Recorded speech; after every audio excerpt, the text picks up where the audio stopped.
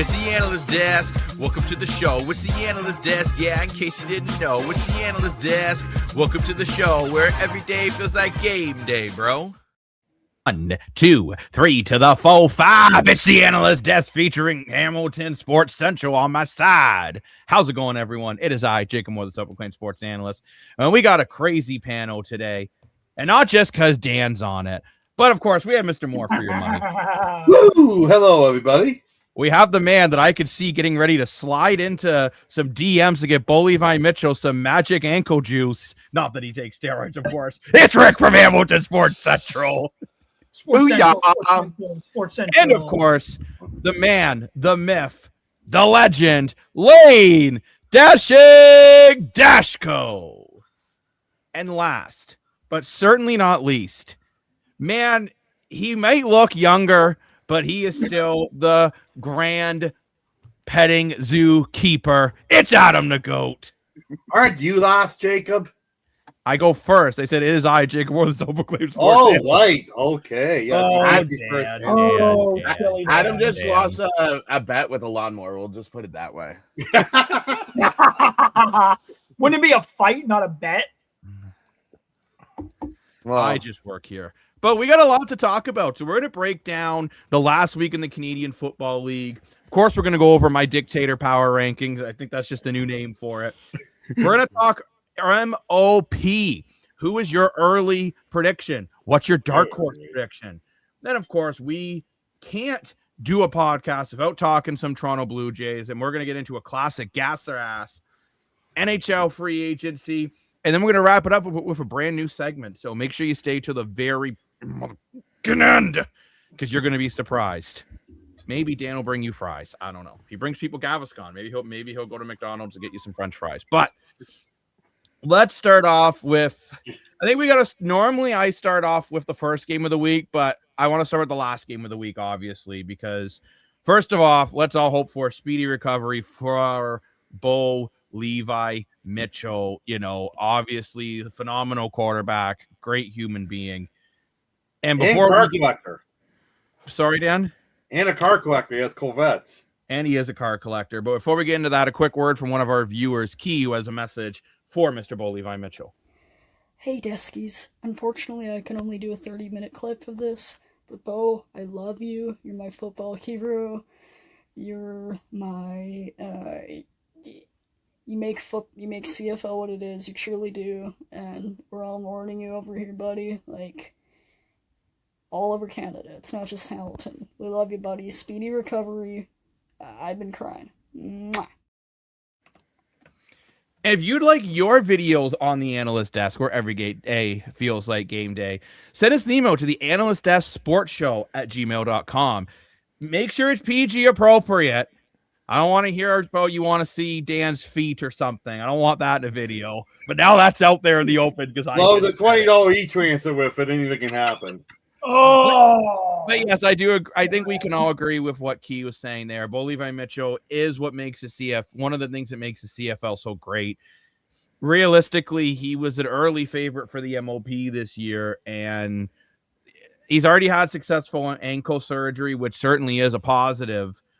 But it's going to be, well, Dan, the sooner you get the surgery done, the sooner the recovery can begin. Yeah, it's not even 24 hours yet. I mean, that's impressive if it's done that quick. Hamilton hospitals, bud. They have a great healthcare system here in Hamilton.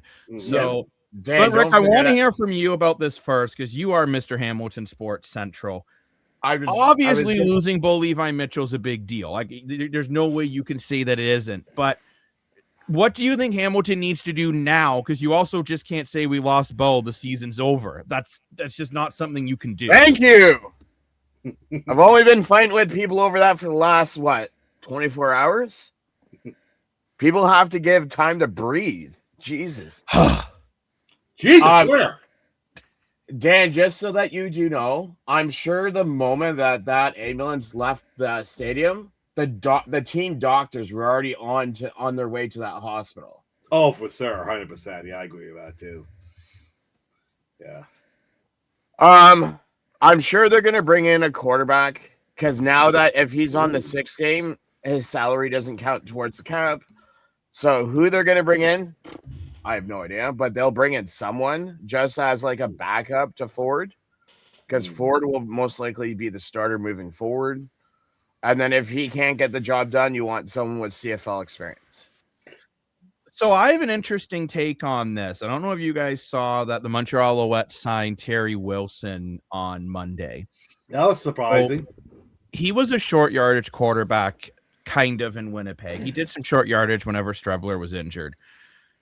Does Montreal flip Dustin Crum to Hamilton for, I'm not exactly sure what yet, but Football? you do. I know we normally say you don't see trades within the CFL, but we already seen Drew Brown being shipped back to Winnipeg. Right. And I mean, also too, I do want to quickly mention, let's also hope Zach Collaros for a speedy recovery as well. I don't think his injury looked quite as gruesome, I was going to say, but hell of a hit he took. So, Jacob, just to point one thing out. I want to say we're in 26. 23 is when he broke his last ankle. He was only out for 8 games. Ooh, it just yeah, I mean, so realistically, if he's going to be back, he'll be back by Labor Day, middle of September, end of September-ish. That's he'll be back for the playoffs. Oh, he'll definitely be back for playoffs. Yeah, I think September is the most optimist look. Which I'm not even saying it's bad to be an optimist. I think it's Optimus Prime, bro. I think it's good to be an optimist. I mean, realistically, I think it's going to be late September, early October, just because I don't think you're going to want to rush. You got to remember, Rick, he is that much older now. You're not going to rush I know that. An injury back. Like, I think the worst thing you can do is rush Bo back in before he's ready. I don't think this is a Chad Kelly situation where he's out for a year and a half. No. But I do think that you could see it be gone for a little bit. But Lane, I know you have a different perspective than I do and what Rick does right now. So you have a lot more concerns about this Hamilton team at the moment. Oh, 100%. I know Rick's not going to like it, but at the same time, I'm from reading fans' perspective and my own fan perspective, it just feels like nothing goes right. It feels like no matter what this team does, and unfortunately, no matter what they do and no matter who they get and no matter how good things look, it always seems to kind of follow down a bad path. And Rick's really going to hate. His hair might fall off when I say this. I'm scared to say he might drive to my house in the middle of the night because he doesn't know where to live. I'm already thinking the Wynton McManus signing is already starting to look like a huge failure because hold on. He was hurt the first few weeks. He didn't play. He came in his first game promising to change this defense, to be the game changer. And when they needed the defense the most, they gave up 70 rushing yards. They gave up a touch. They gave up an 80-yard passing play right away to give up a touchdown, and then couldn't make 1 third down stop when the Winnipeg Blue Bombers were all the way back in their 20-yard line to get the ball back in 3 minutes. Let them run down the whole 2 minutes and 30 clock down. Let Brady Rollaware basically control the whole rest of the game, and then gave up a field goal to win the game when all they had to do was make a stop at their 35-yard line. And can I finish? I don't care. They lost. My point is, when you need your captain the most, listen. I know you hate it. When all of us do it, when we talk about the captains, right? Jacob has said this multiple times. When you need your captain to step up, you need your captain. You need your Connor McDavids. You need your Austin Matthews. You need your Kawhi Leonards. You need your LeBron James. This is when the Ticats, unfortunately, they really needed their defensive captain, the guy who's got all this CFL experience, all this CFL, all the hype. They brought this guy in to win them the Grey Cup to fix the defensive lapses. And unfortunately, I know it's his I know it's his first game, but still, at the end of the day, they needed this defense to do something, and they didn't do it. And now they're 2-2, and they're potentially going to go 2-7 before they get Bo Levi Mitchell back, and they could be ninth place. Their quarterback can't even make a damn throw. It's Lane, one straightforward game, though. Sorry, go ahead. Lane, what about everybody else on the defense? What about the secondary for not stopping any passing plays? What about everybody else? You're saying he's a failure, but what about the rest of the defense? No, but he was brought in to fix it. Lane, where does the rest of the defense get blame in this? Because they do. The whole team gets brought blamed in to help the defense, but everybody else has got to step up. You can't just put blame on a guy who's coming here to change the defense everybody else needs to step up with him. Fair. He's one player. He helps do certain things. It's first game back. He's missed time due to injury. You need to let him adjust to playing with all of these guys because he's playing in a new system, in a new team for the first time. He's played in Toronto for a while there. It's a completely different system. A coach he's never played for. Like, it's a lot to ask for a guy to step in. Yeah, he's going to make these promises. Yeah, because he's that good. He is good enough to do when healthy. McManus is a big... I don't know. I heard Jacob say the reason they got rid of the guy was because he sucked. And they have the new guy. Lane, I let you finish. You said that, Jacob. No, I never said Winton McManus sucks. I said you said they didn't have the money and Dalagala is really good and half the price. I think you need Doug Angelo, but yeah. He also injured. He also has injury. Winton McManus was still second and for your team in tackles of 5 tackles. Lane, I do get where you're coming from to a point. I actually more think it was the difference between coaching, how Michael O'Shea basically just said, let's just wait for Hamilton to make a mistake, and then they did. Yeah. I'm more on why is Trey Ford throwing that football? Why are you switching quarterbacks more often than Dan changes hats? Like, it just did not make any sense. Sorry, Adam, I didn't cut you Trey off. Ford, then Dolagala, then Trey Ford, then Dolagala, but let's not run the ball. It just didn't make, like, you look, Winnipeg showed, and I'm not even the biggest blue. I'm going to be blunt here. I don't particularly like either team, but Winnipeg showed that they can change their style drastically to win. You honestly think that Algersmar offense was the same as the Collaros offense? It was completely different. And Algersmar still went 11 for 15 and a touchdown. Actually, for his first professional football game, pretty good. I thought he looked okay, but. Look, I think Winton McManus is going to, if you're, I'm going to say this to Hamilton fans. You got to be patient. I get it's frustrating. You're still 2-2. Patient. I think you still need to be patient because I'm telling you as someone, I have been a fan of Winton McManus since he was in, never mind that. I've been a fan of Winton McManus since I saw him in preseason in the NFL. I have always loved this guy. And I'm telling you, he's a difference maker. And I even felt in this game, you could see him running that defense. Yeah, at the end of the day, Brady Oliveira showed why he's an MOP, and he's been nominated multiple times. Yeah, he's a dog. Like he loves dogs, he saves dogs, and he plays like a dog. Yeah. And at the end of the day, I think Milanovic was out coached, but I would not put this blame on Winton McManus. I'm putting the blame on switching quarterbacks like it's going out of style, not having a quarterback and only giving Larry Roundtree 1 carry. That's more my situation. Like Trey Ford almost pulls an incredible Trey Ford play. The crowd's getting hyped, and then you put in Dalagala for no reason. That's more my issue. So Jacob, that's basically what I was saying. I was like, you got to, at the end of the day, there's more than just one player on the field, and the whole team, especially when you're star quarterback, when you're star guy, when a guy who is the front runner for MLP goes out injured, the rest of the team needs to step up. It doesn't matter who you are. It doesn't matter what role you play. You step up and you play. You play to the best level you can, and if you're not going to, then there's no point of you being out there on the field. You're not going to play what everybody else needed to step up, and nobody did. You were up by 10 points.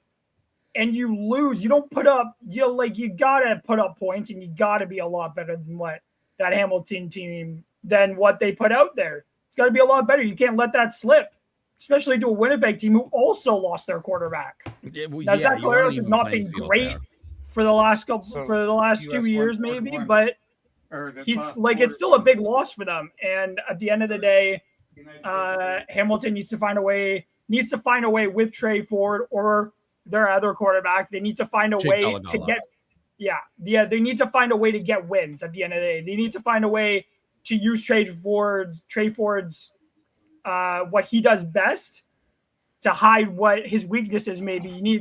They need to find a way to win games at the end of the day with Bo out. Mm-hmm. And at the end of the day, I think they can find a way to win because this team is talented enough to do it. There's no excuses. There's no excuses not to win games. You look at Trey Ford versus Bo Levi Mitchell, and then I want to get to Dan because he's been patiently waiting as I think he's grooming his beard. I don't know what he's doing, but he's thinking. Bo Levi Mitchell to Trey Ford. The only thing that's similar about them is that they both throw a football. Their playing style is drastically different. Like, this might sound weird, and I'm going to take this from a Toronto perspective here a little bit. Chad Kelly to Nick Arbuckle was a lot closer than Bo Levi Mitchell to Trey Ford. Like, both of them are pocket passers. Both of them can hit the deep ball. To be honest, both of them have some interception problems. Chad Kelly's a little more mobile. Nick Arbuckle's a little safer. But, like, there's playing styles are similar. Trey Ford is like, he plays like kind of more like almost like an NCAA QB, using his legs, creating magic. Bo Levi Mitchell, I think, plays like an old school NFL quarterback, sitting in the pocket and bombing at 80 yards in 2 plays. So it's a very different style, and honestly, I'm excited to see what Milanovic draws up next week, because Milanovic is a good coach. As much as I said I thought Mike O'Shea did a better job at making in-game adjustments, I'm very curious to see what he does during game adjustments. But Dan, what's your thoughts on all this? Well, I'm looking out my window here. I absolutely love you, Lane, but I'm looking out my window here, and I'm seeing if there's any pigs flying around the sky, because I'm sitting here being an Argo fan, wearing an Argo hat, wearing a Hamilton shirt, and just about to back up the Hamilton Tiger Cats here. I feel horrible for Bo Levi Mitchell and his family. We were at the game, and like, as soon as the ambulance came out, like, you can just feel the energy getting sucked out of the arena, right? Everyone in that building felt it. I hope he's okay. I get what you're saying, Lane. I really do. And I think if McManus was healthy from game 1, you would have a point. But this was his first game, and they only allow 13 points. And I think you win and lose as a team. I think Hamilton as a team could have rallied better for their quarterback, but at the same time, when you witness something like that, it's hard to move on and forget him and think about the game more so than the person, right? This is it's not just any person. This is your leader. This is your guy. This is your franchise. Like, putting up one of his best seasons, like, ever right now. I think Bo Levi Mitchell, I would argue he's playing better now than he was in Calgary. Yeah, I agree. His injury. But it's tough. But Lane, before I get to you, Rick hasn't had a chance to say anything about this yet. So, Rick, I do want to hear your thoughts from another Cat fan perspective, and of course, Hamilton Sports Central. You are the pulse of Hamilton. So basically, a couple of things. So first off, up until that last 2-3 minutes, Brady had no yards. So to keep him at no yards for 3 quarters, it's pretty impressive. 2, no one's kept any team under 14 points in any game this week. Also, I'm going to throw some numbers out there. Hamilton moved in the first place with field points allowed at 23. First in fewest yards allowed per game. So if you go and say that our defense couldn't stop Brady, it's one game. There's 17 other games in the season. Also, there's one other thing that I was going to mention. If Myron Mitchell or Kenny Lawler caught those touchdowns that were in our end, we wouldn't even be having this discussion. Oh, perfect. I was thinking so, the same I thing. mean, everyone's all butthurt, and I'm sorry to say, people need to come back down to planet Earth, breathe. And Jacob, the thing is, everyone last night was all reaction based, where it's like everyone's seen it, so everyone's going to jump on all of the reactions. And then it's like, people breathe, take 24 hours before you say something stupid. And I've been fighting everyone for 24 hours. It's like, people, relax. Milanovic brought back Kavio's career. Look what he's done with Bo Levi Mitchell over the last 2 years. Like, give the guy more than a game to do his work.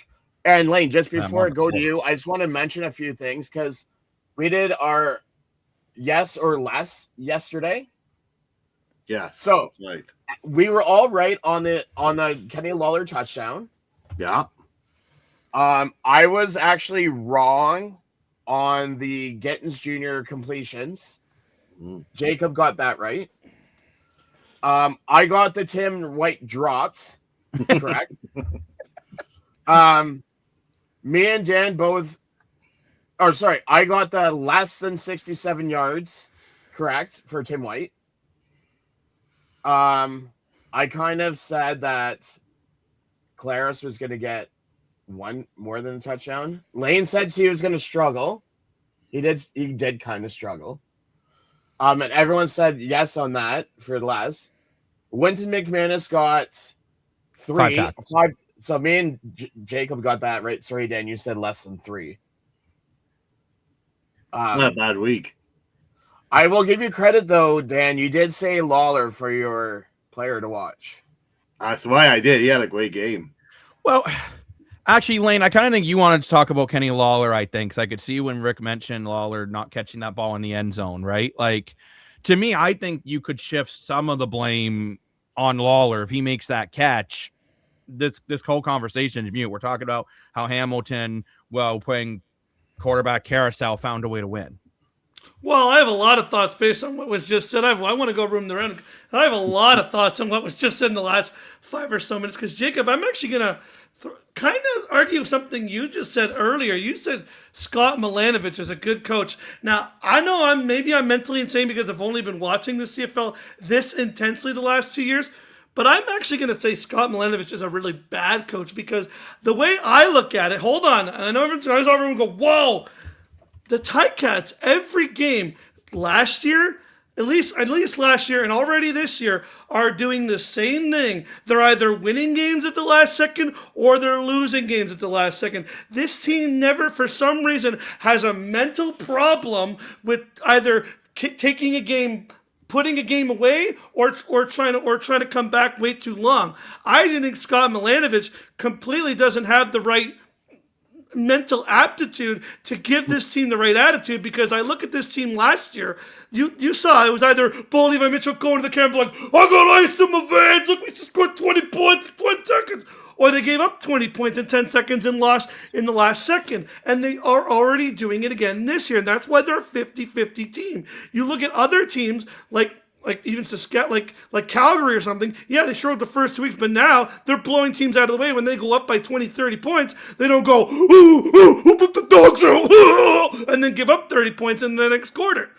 I don't know, maybe it's just me. I don't like Scott Milanovic. And another thing is, and you all can remember this, and I wish Jacob could have pulled the clip up, in the preseason when we predicted what was going to happen, what did I say about the Hamilton Ticats? All they did is put all their eggs in one basket. They had to go get 59 wide receivers because they need 30 guys to go run down the field and go, whoa! And now the guys can't even catch the ball! The guys they paid $330,000 to do it can't catch the damn ball when he needs to! I can do $330,000. Look, whoa! I caught it! Whoa! Give me $300K!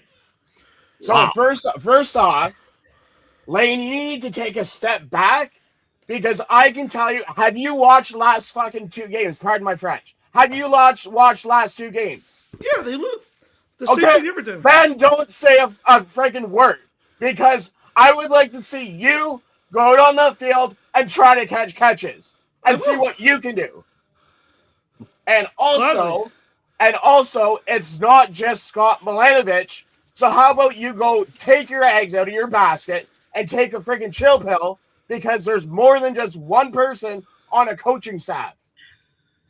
And if I remember correctly, look at Toronto the last couple of weeks. Look at Toronto last year. Yeah. I don't see you bitching about how shitty Toronto was last year.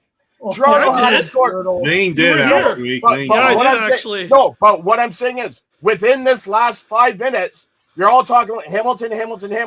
What about other teams? Other teams are losing to other people this year without you don't even know if who's going to win or lose. We've had so many upsets this year. Anything's possible in any game. Well, I gotta say too, the positive in all this is you lost your franchise guy, but you're sitting at 500.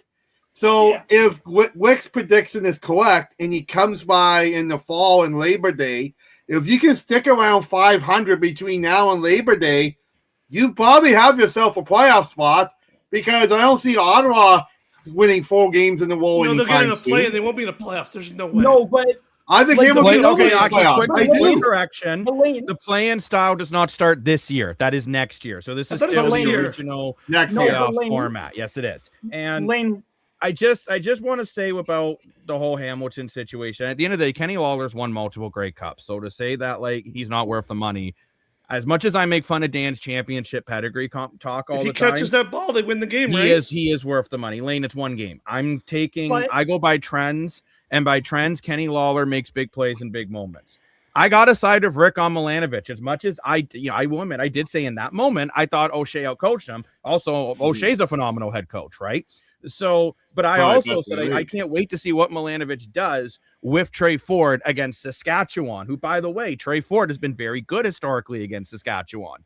True. Trey Ford is talented. Like, for people that say Trey Ford sucks, I'm like, you haven't watched him enough to actually know if he's any good or not. Like, if you only seen him in small samples, you either saw him look like the next Michael Vick or the next Tim Tebow. Like, it's weird with him because he's lacked consistency. But he is talented. You can't take that away. And look, at the end of the day, I think the panic in Hamilton, I understand Hamilton fans are frustrated because, not to pour salt in the wound, but I get it. 26 years or 27 years is a long time to wait for a championship. I'm a Leaf fan. Believe me, I understand. The Ottawa Red Black fans, I think they're in the same perspective. They're 0-4, and I can't wait to dig into them a little bit more later on. But I look at Hamilton, and I still think if they can hover in that 500 range, you can probably still make the playoffs, because when we get into the That's power what I'm rankings, saying. I'm not on this BC Playoff is this one game in the bandwagon season right now.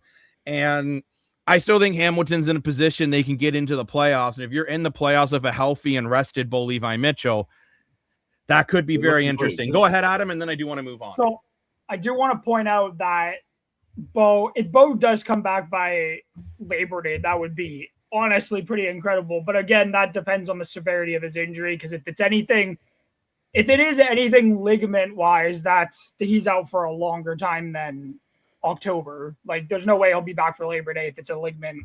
If the ligaments were damaged in whatever the injury was to his ankle. But like, this team, I said it before, there's no excuses. There's no excuses because Trey Ford's a talented quarterback. But Lane, you shake your head, but there is no excuses. Sorry. I'm agreeing with you. with you. So I'll say this, because these guys are all grown adults, and this team is very talented, as Rick has pointed out. It's 1 week, and at the end of the day, if this team can't stay 500, then there's more issues than you're losing your quarterback at this point.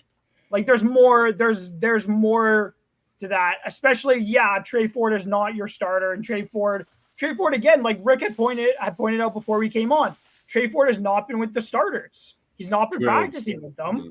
So like a week to practice with the starters, if that's the direction they're going to go, is Trey Ford starting against Saskatchewan. They have a week of practices. They have a week to get him ready to go. And guess what? He's a different quarterback than Bo. Saskatchewan could be thinking that they're going in against a passing quarterback. Trey Ford, like, this could trip up some teams. But they'll have time to prepare for Hamilton. But a Hamilton with Trey Ford and a Hamilton with Bo are two completely different things, and they won't know what they're going to throw at them with Trey. And I think that they could stay around. They could make the playoffs, because Montreal. I'm an Argos fan. I'm going to keep take off my Argos glasses. And at the end of the day, Montreal is the best team in the East currently. Without Bo, I think Montreal is the best team. Without Bo, Montreal is probably the best team in the East. And honestly, like, if Hamilton can stay above 500 and stay around with the Argos, if the Argos can somehow find a way to pile some wins together. But if Hamilton can keep in track of Toronto, and Bo is able to come back this year, of course, and hopefully he is, because I think he will. That would be a terrible loss if he was not able to come back this year. And I think Hamilton can still make the playoffs. And guess what? All you have to do is get into the playoffs. It doesn't matter how you get in. It just matters that you're in. Because anything can happen once you get in at the end. And anything can happen when Timothy goes to school. And I also want to point out, too, and this is a good segue into the Argos defensive struggles that I want to get into. You got to remember, right? Toronto beat Saskatchewan, okay? Yeah. Like, Saskatchewan is beatable. Anyone is beatable. Yeah. Like, anybody. BC beat Edmonton this week. We had Edmonton beat Montreal.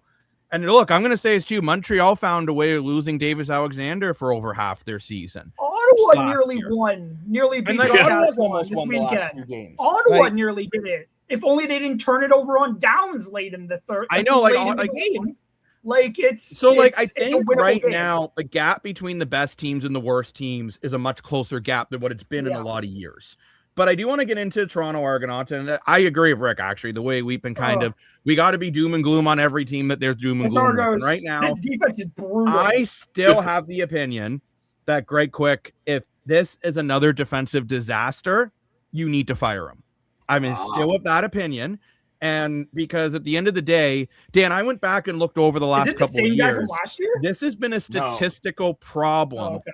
But this has been a statistical problem no matter who's in the DB, no matter who's in the secondary for Toronto. The amount of passing yards they give up is astounding. Now, in years past, they were able to get the turnover in the right moment that the yardage didn't matter. This year, they're not getting enough of those turnovers. Like, look at Edmonton, for example. Edmonton's turnover ratio is like, I think, +8 or 9. Like, so it doesn't matter that, let's say, they let a quarterback throw for 400 yards as long as they can as long as they can force turnovers in the right moments. Right at the moment, Toronto, especially against Calgary. Now, I think this also showed that Vern Adams Jr. is a better quarterback than he gets credit for. But against Calgary, Toronto the defense looked completely hopeless. And I do give Chad Kelly respect that he took the blame because he did throw a couple interceptions again. One of them I didn't feel was a bad interception. It was just a great play. Second one was terrible. But at the end of the day, it's going to be hard for Toronto with the way the defense is playing and the way Kelly is turning over the ball. Toronto, they're another 2-2 team that, look, I'm an Argo fan. I'm always going to cheer and support them. But I'm also feeling like I have concerns. Yeah, so let's look back to Jacob. You said it's always been a concern. Well, 2 years ago, Toronto, when we won the Grey Cup, I remember watching that game against Ottawa in the playoffs. And oh my gosh, that Chad Kelly started horrendously. That was a bad start to that game for him. And that's not entirely his fault.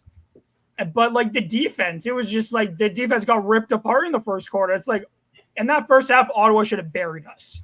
Ottawa had us dead to rights because Ottawa were torching us. And it's the defense not showing up again in the first half. And they should have buried us, but Ottawa made the mistakes and Toronto capitalized on what they could because Chad Kelly, second quarter, ripped them apart with deep throws. And it's exactly why that's how good Chad Kelly is. He can rip defenses apart with his passing ability. When Coxie gets down the field, it's half the time it's game over if Chad Kelly can get on the ball. But the defense needs to be a lot better than what it was. In that game, they got the turnovers deep in that game when the McFadden interception. And when that secondary can get those interceptions, they come in the big moments. And I love the defense can be. We saw it against Ottawa where they kept Ottawa in check. And it was I thought that was the turning point. You give up 37 points that first week where the defense just absolutely allowed Philpott to burn them all game long. It was so frustrating to watch. Ottawa kept them in check. And there's 34 points against Saskatchewan. Not horrendous because Saskatchewan just won the Grey Cup, of course. But again, frustrating because the offense put up 40 points. 30 points week 1, 44 week 2. And then 30, the offense was not at fault. 36 points, but the defense gave up 58. I was in a trade. Terrible day for me that on Thursday. And then my team does this. And it's just I'm in the trade. I'm already miserable as it is. And then it's just why are you miserable in a train?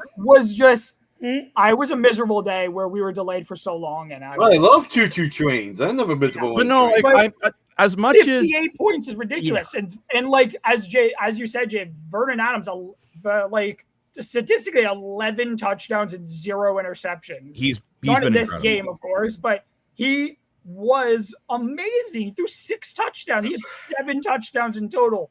He was that guy. He showed exactly why he should have been a starter in BC. BC never should have replaced him because he's that good. He is so freaking good. But it's frustrating when our defense just allows it to happen. Where it's we go for an interception, and guess what? Never mind. You don't get it. You take a risk, and we give up a 75-yard touchdown or whatever. Yeah, Franklin got cooked in some really bad moments. And it's Franklin. I love Benji Franklin. I love him. He's such a good player. But why are you taking more risks than you need to Situational just football. scored a touchdown to cut the lead back down, and you give up a 75-yard touchdown because you decided it's better to go for an interception than just try and just swat the ball away. You don't need to go. That's the problem with Franklin and McFadden sometimes. They go for the interception too much. They take too big of risks, and we get burned for it every time. These guys are so good, but the risks are just not necessary. We're 2-1 heading into this game, and now we're 2-2, and it's like the offense is cooking. The defense just can't seem to figure things out for this. And you know what, Adam? I think what frustrates me too, and this might sound weird, this is coming from watching Edmonton games this year as well. You watch the way Edmonton tackles. They tackle to not just try to make sure he doesn't get the first down. Every tackle they throw is to try to create a fumble. And every now and then they get burnt on it. But you watch the way they swarm a ball carrier versus Toronto, and this is why I think it's a coaching issue.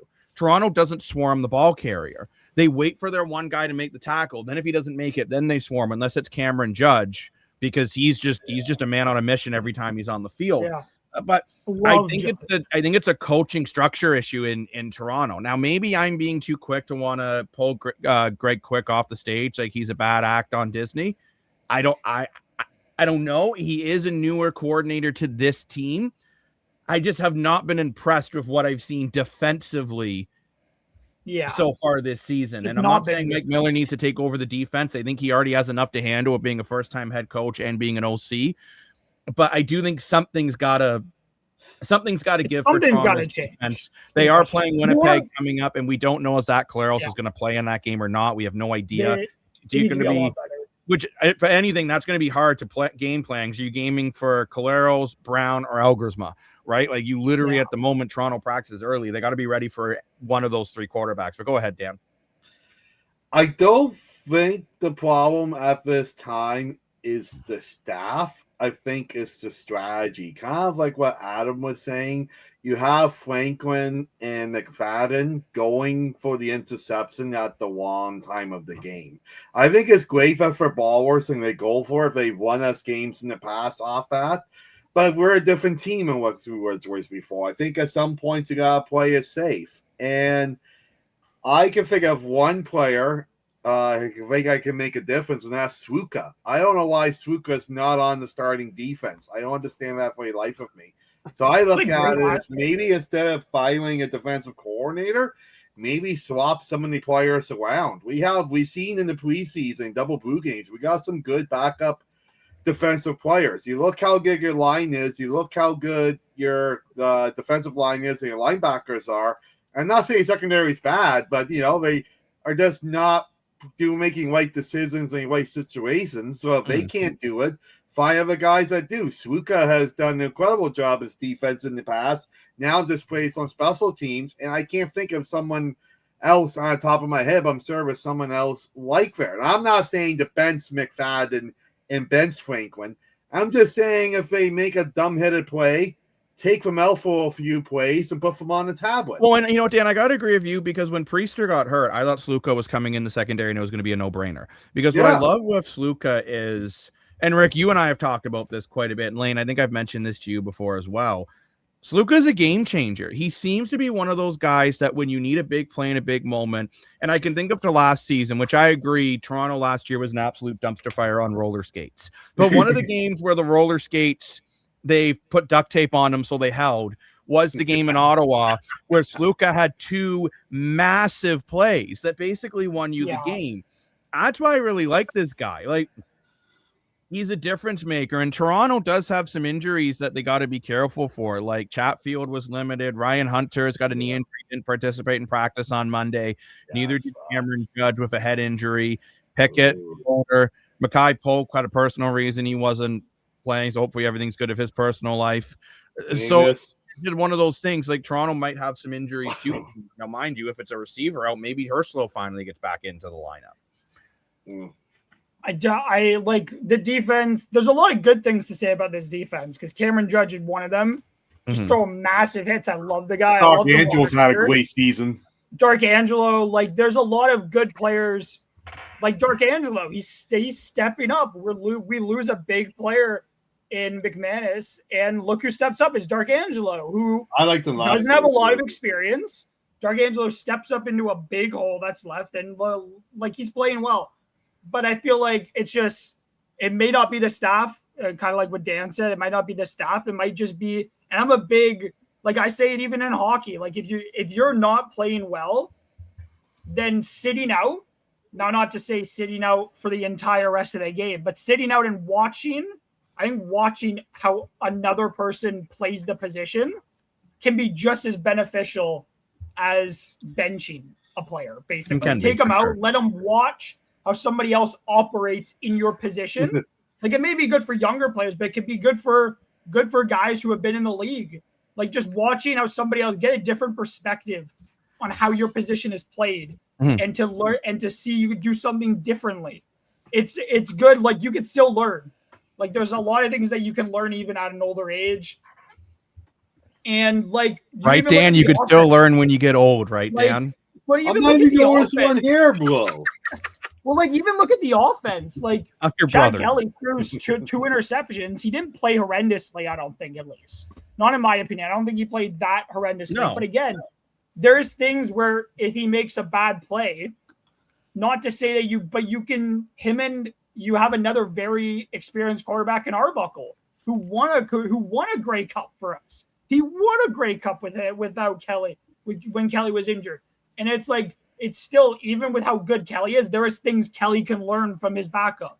Arbuckle is a backup to Kelly, but there is things that can be learned about how not to make, like how to look at the read differently. All these other things. He threw 148, like he threw 148 yards for Coxie. And it's like that connection there, good.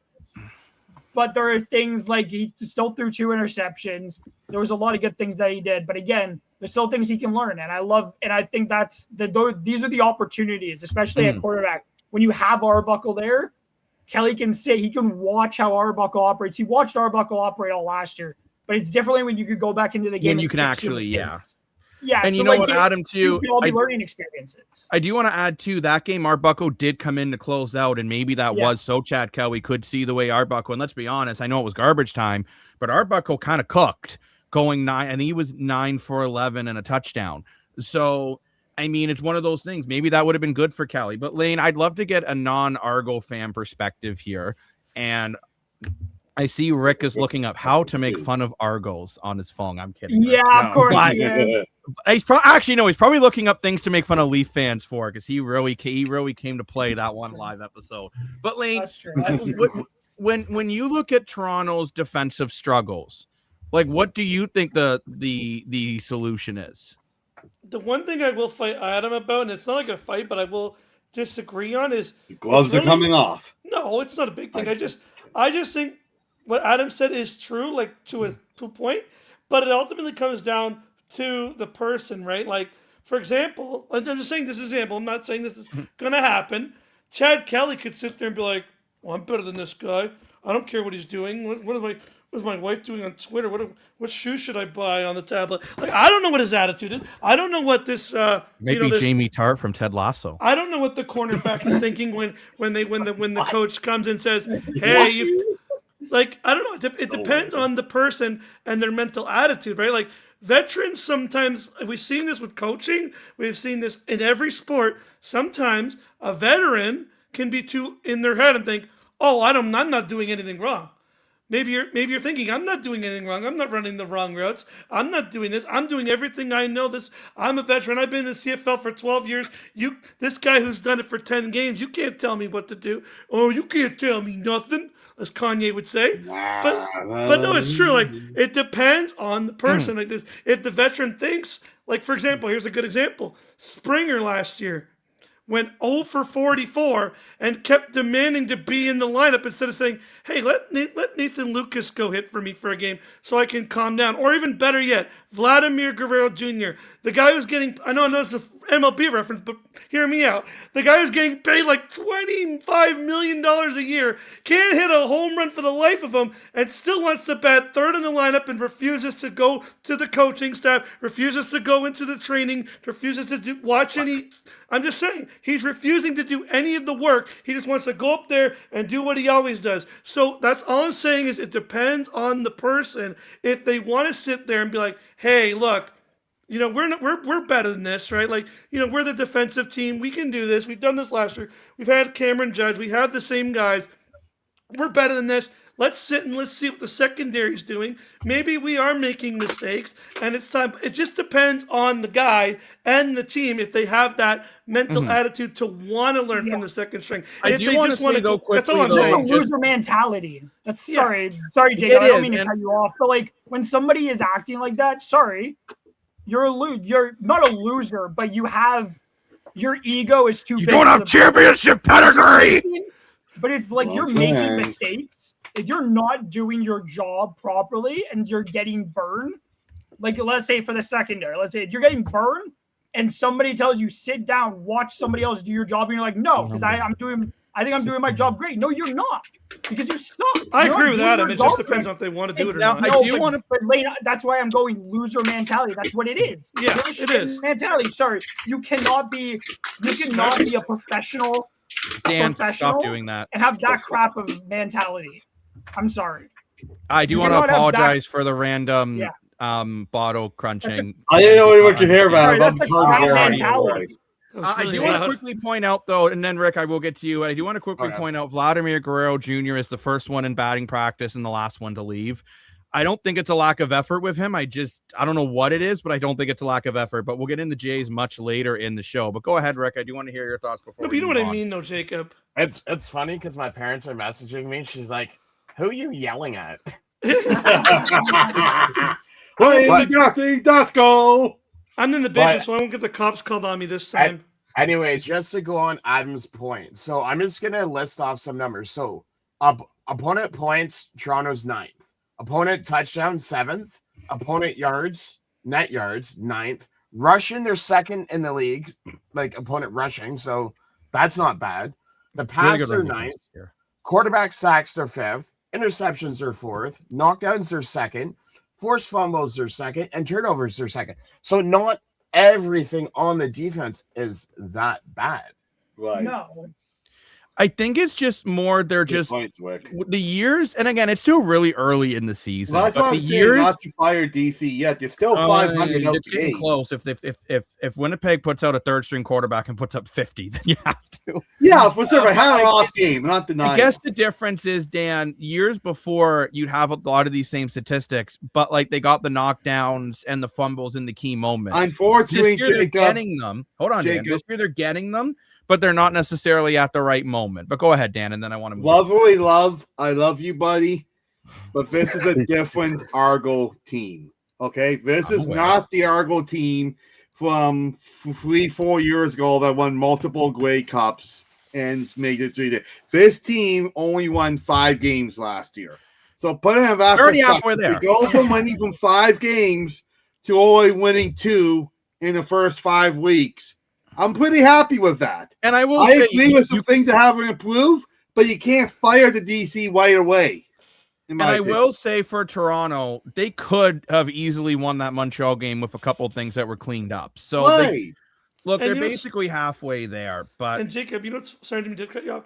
Remember when we had this conversation about it's easier to cheer for a team that you don't believe in as much compared to a team that you have a lot of hype for? Look at how true that is. Ticats fans like me are freaking the freak out because they've lost 2 games. Our Argos are like, we've won 2 games in the first 4 weeks. Holy cup, let's plan the parade. well, I mean, compared to last season, I do agree. Hamilton has higher expectations this year because I think Hamilton You has built a argued that, roster though. that is good enough to win a Grey Cup. I mean, if you really think about it, Montreal, Toronto, and Hamilton, it's either Grey Cup or bust for all 3 of those teams. Not gonna lie. I Yeah. don't think it is for Toronto just because Toronto only won, as Dan said, they only won 5 games last year. I will say this. I think for Chad, no, I'm holding this to the end of the end of the show. Oh, You can tell I'm a professional. Anyways, I almost you He's a want to talk about professional, the unlike me. Ottawa Red Blacks. Okay. I won't wear a black and gold, but I don't mind some red and white. I'm patriotic. I And think the red and black, Jacob. they have white in their jersey too, Dan. I was trying to make a combination of the Canadian flag. You ruined it. Dan, you're canceled. I Not the first time it's happened in my life. Jacob, he's not been canceled. He's been danceled. Dance zone, I like That's it. the new term. Hashtag dance zone. But He's been dancing. I want to talk about the Ottawa Red Blacks because they are the best 0-4 team I've seen in a long time. I don't think they're playing that bad. And this is a hot take. They could easily be 3-1. And hear me out before and let me explain. They lost to Edmonton in a pouring rain game where they basically lost because I don't know why Dimwitty decided to start Connolly and not on Boye, and that fumble was ended up being Then you look Toronto, they got their ass kicked. They lost to Montreal by 2. I think it was 2. And then they lost it was. or I think it it was was 3. by 1 score. And then they lost to Saskatchewan by like 2. So like By I'll actually 5. double check those scores now. They lost to Saskatchewan by 5. 27-22, and they lost to Montreal 37-35. You got to think about it. Calgary basically did the same thing, and now they've won the next 2 games and they look great. I think Jake Maier's been actually playing better than I expected him to, especially in these last 2 games. He's actually looked really good. You just get Justin Hardy going a bit earlier and tell Pimbleton that you're talented, but hang on to the bloody ball. And you might have something cooking here if you're Ottawa.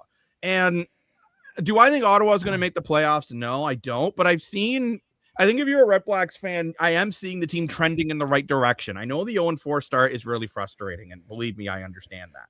But you look at the last 2 games, you have played the last 2 games you played were the 2 teams that won the Grey Cup last year. And you fought them tooth and nail. And you almost won. You had Saskatchewan running scared to start that game. Yeah, he did. You know what I mean? If you finish that second half a little stronger, you win that game if you're Ottawa. I don't agree with Ryan Dinwiddie going on in the media the way he is again. And you worry it's going to be Toronto 2.0 and he's just going to lose his locker room. Lane, you were 100% right on that last year, and I will give you your flowers. I think it'd be weird if I actually bought you flowers and brought them to your house, though. But I'll give you your metaphorical flowers. And I think Lane would rather have like a Popeye's chicken sandwich or something than the flowers. But I think Ottawa can still build on a lot of things that are happening. Bring me Tums. We're not sponsored by Tums, but we should be. But I think Ottawa has some things that they can really build on. That's all I'm saying. I think they're from their first game to their last game, and then Lane, go ahead. I think they've drastically improved. Go ahead, Lane. Rick, I'm gonna make you happy. I'm gonna pick on another team that doesn't start with Hamilton because for those who didn't watch the pregame show for this game, I said I would spray hand sanitizer in my eye if this team won. And I had so much confidence because Ryan Dinwiddie is the biggest idiot on the planet. This guy, last year, I told the 2 more brothers, because it was just the 3 of us at the time, because Adam was still, I don't know what, he was petting goats, and Rick was getting his channel going. It was the 3 of us, and I told these 2 that even though I've only watched the CFL for 1 year, when these guys were like, hey, you want to watch the CFL? I was like, yeah, I know who the Hamilton Ticats is. I like them. I go to a few games once in a while. But sure, I'll get into the CFL. I could see it right away. The first game, this guy's like, oh, I'm the greatest coach ever. My team sucks. Oh, no. And I said to these guys, this guy's delusional. And I listened to the 2 more brothers with their big Argos goggles on go, oh, he's won us a lot of great cups. He's the greatest coach ever. I don't know what you're talking about. And I was like, they should fire this guy tomorrow. And they kept him. They kept losing and losing and losing. And then Ryan Dinwiddie says, I know better. Actually, I'm going to quit before they fire me, and I'm going to wear all the He's going to wear all the He's going to go. He's going to keep putting hat on hat. On hat. He's going to be like, look at me. I'm an Ottawa. I can coach and be the GM and be the one boy and be the this and the sub calorie. And guess what? His team sucks.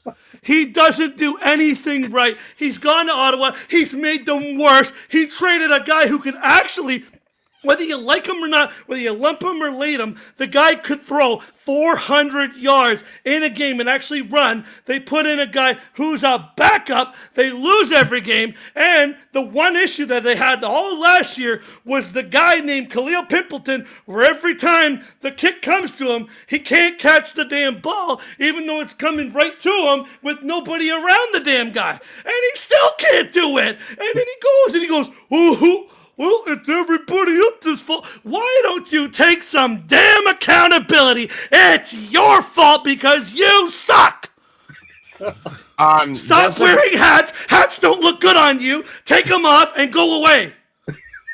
Just a couple of things. First off, Drew Brown is not a starter. He's only had one good year, and until he can prove me that he's a starter, he's not a starter. But, Lane, I will give you credit where credit's due. And I'm going to use your point from earlier.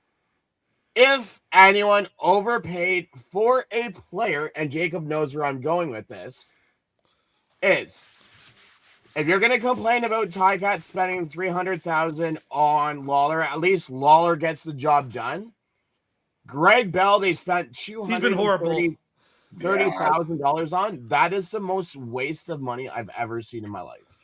Right now, Dan, this is the first player I think you could say you might have been able to get the same amount of rushing yards as him.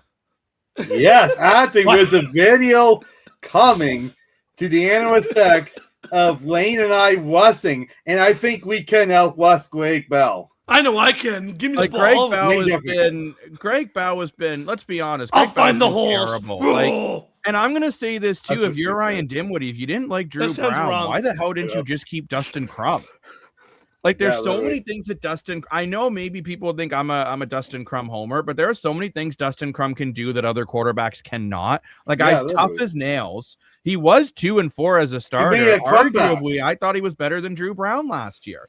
I know Drew Brown can throw 400 yards in some games, but then he also throws 400 interceptions. He's like a less talented Chad Kelly, and that's an issue, right? Like, it'll be interesting to see what he does in Winnipeg, but I guess.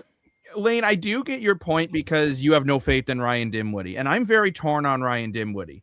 I think he got too cocky because he used to be a good coach. I am telling you, he used to be a good coach, but I think he's gotten borderline arrogant and just thinks he knows more than everyone else, including CFL legends like Jim Barker and Pinball Clemens. Like the Argos or Lump the Argos, those are two CFL legends. It's like Adam said earlier. You got to want to – Adam said this like literally 10 minutes ago. Sorry, Jacob. I didn't mean to cut you. I'm sorry. But Adam literally said this 5 minutes ago in our podcast. Adam literally said – and I'll give Adam credit. What did he just say 5 minutes ago? You got to be willing to learn. And when someone's telling you you're doing your job wrong, you don't go, no. That's all Ryan Dinwiddie has done the last 2 seasons. The fan bases are telling him. The players are telling him. The owners. Everyone's told this guy for the last 2 years that, listen, buddy, you're getting a little bit over your head here. You're not coaching and you're not doing whatever you did 3 or 4. He is not. Whatever you did 3 or 4 years ago and you won your Grey Cups is not working right now. And instead of actually going and sitting down and realizing, hey, maybe I am being too harsh on my players. Maybe I'm not running the same game plan. He continues to just do the same thing every week. I don't get it. I guess my thing is, and I know some people say, well, Ottawa won their first game by their third game last year, but that was a game that was pissing rain and Calgary just completely crapped the bed. But I guess I look at it, though, and Adam, I'm very curious about your perspective on this because you're sometimes a little more positive. Well, actually, Dan's super positive. Dan's like a dog. Yeah, I haven't talked about Ottawa yet. But, then either one of you. But I'm just curious with the Red Blacks. Like, do you guys get where I'm coming from at all? Like, I don't feel they're playing that bad. Do you want to go ahead, Adam? Or do you want me to go? They're not playing that bad. It's just, even that first game.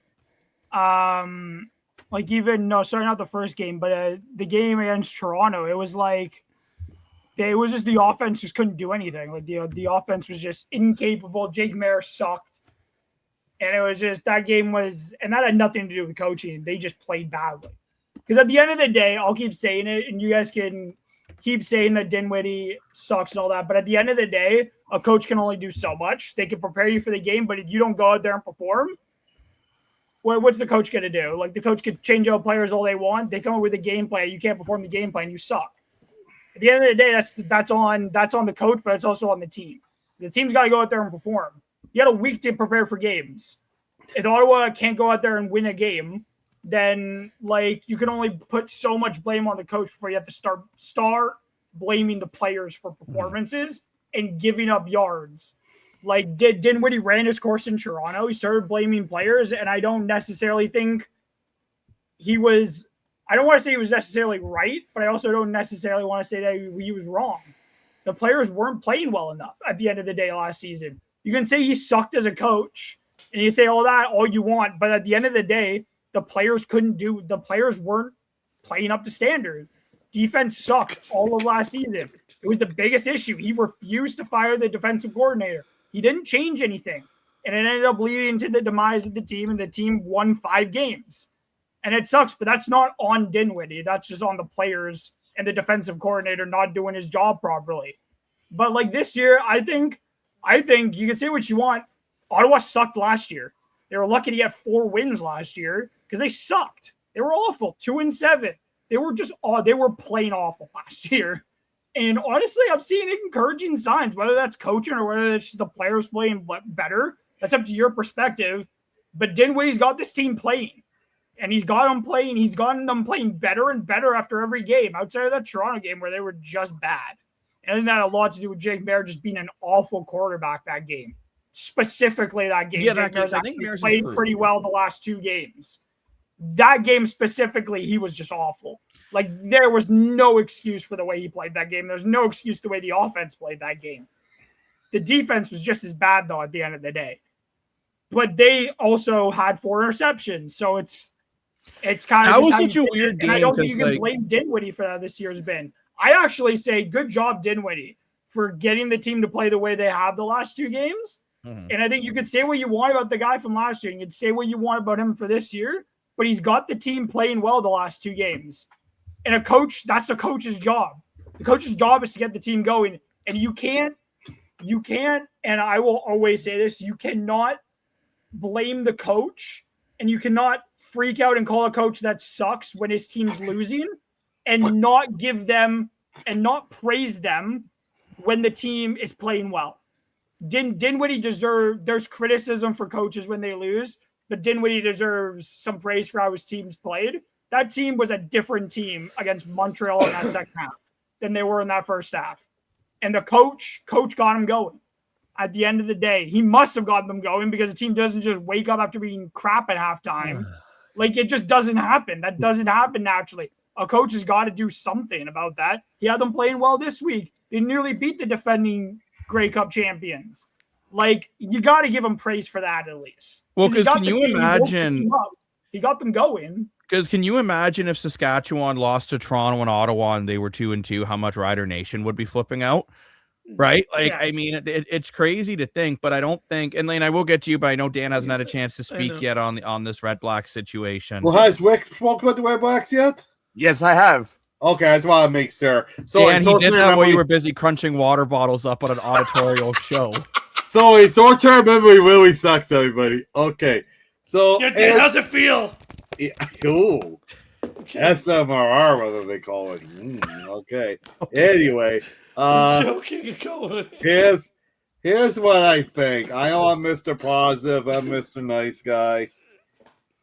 This ain't good. Whether you played well or not, good teams find ways to win, and bad teams find ways to lose. And I hate to say it, I think that's what Ottawa is in right now. And it's not. I feel terrible for the fan base. They got an amazing fan base. I love their atmosphere. I love their arena. Great people. I give them a lot of credit for showing up to the games, even though they're struggling. So hopefully that fan base keeps going strong. But, I feel bad. We have a lot of viewers, we're back viewers. I feel really bad for you guys. I really do. I gotta say, I think Lane and Adam are both correct in this, as crazy as it sounds. I think, yes, it's Dinwiddie's fault.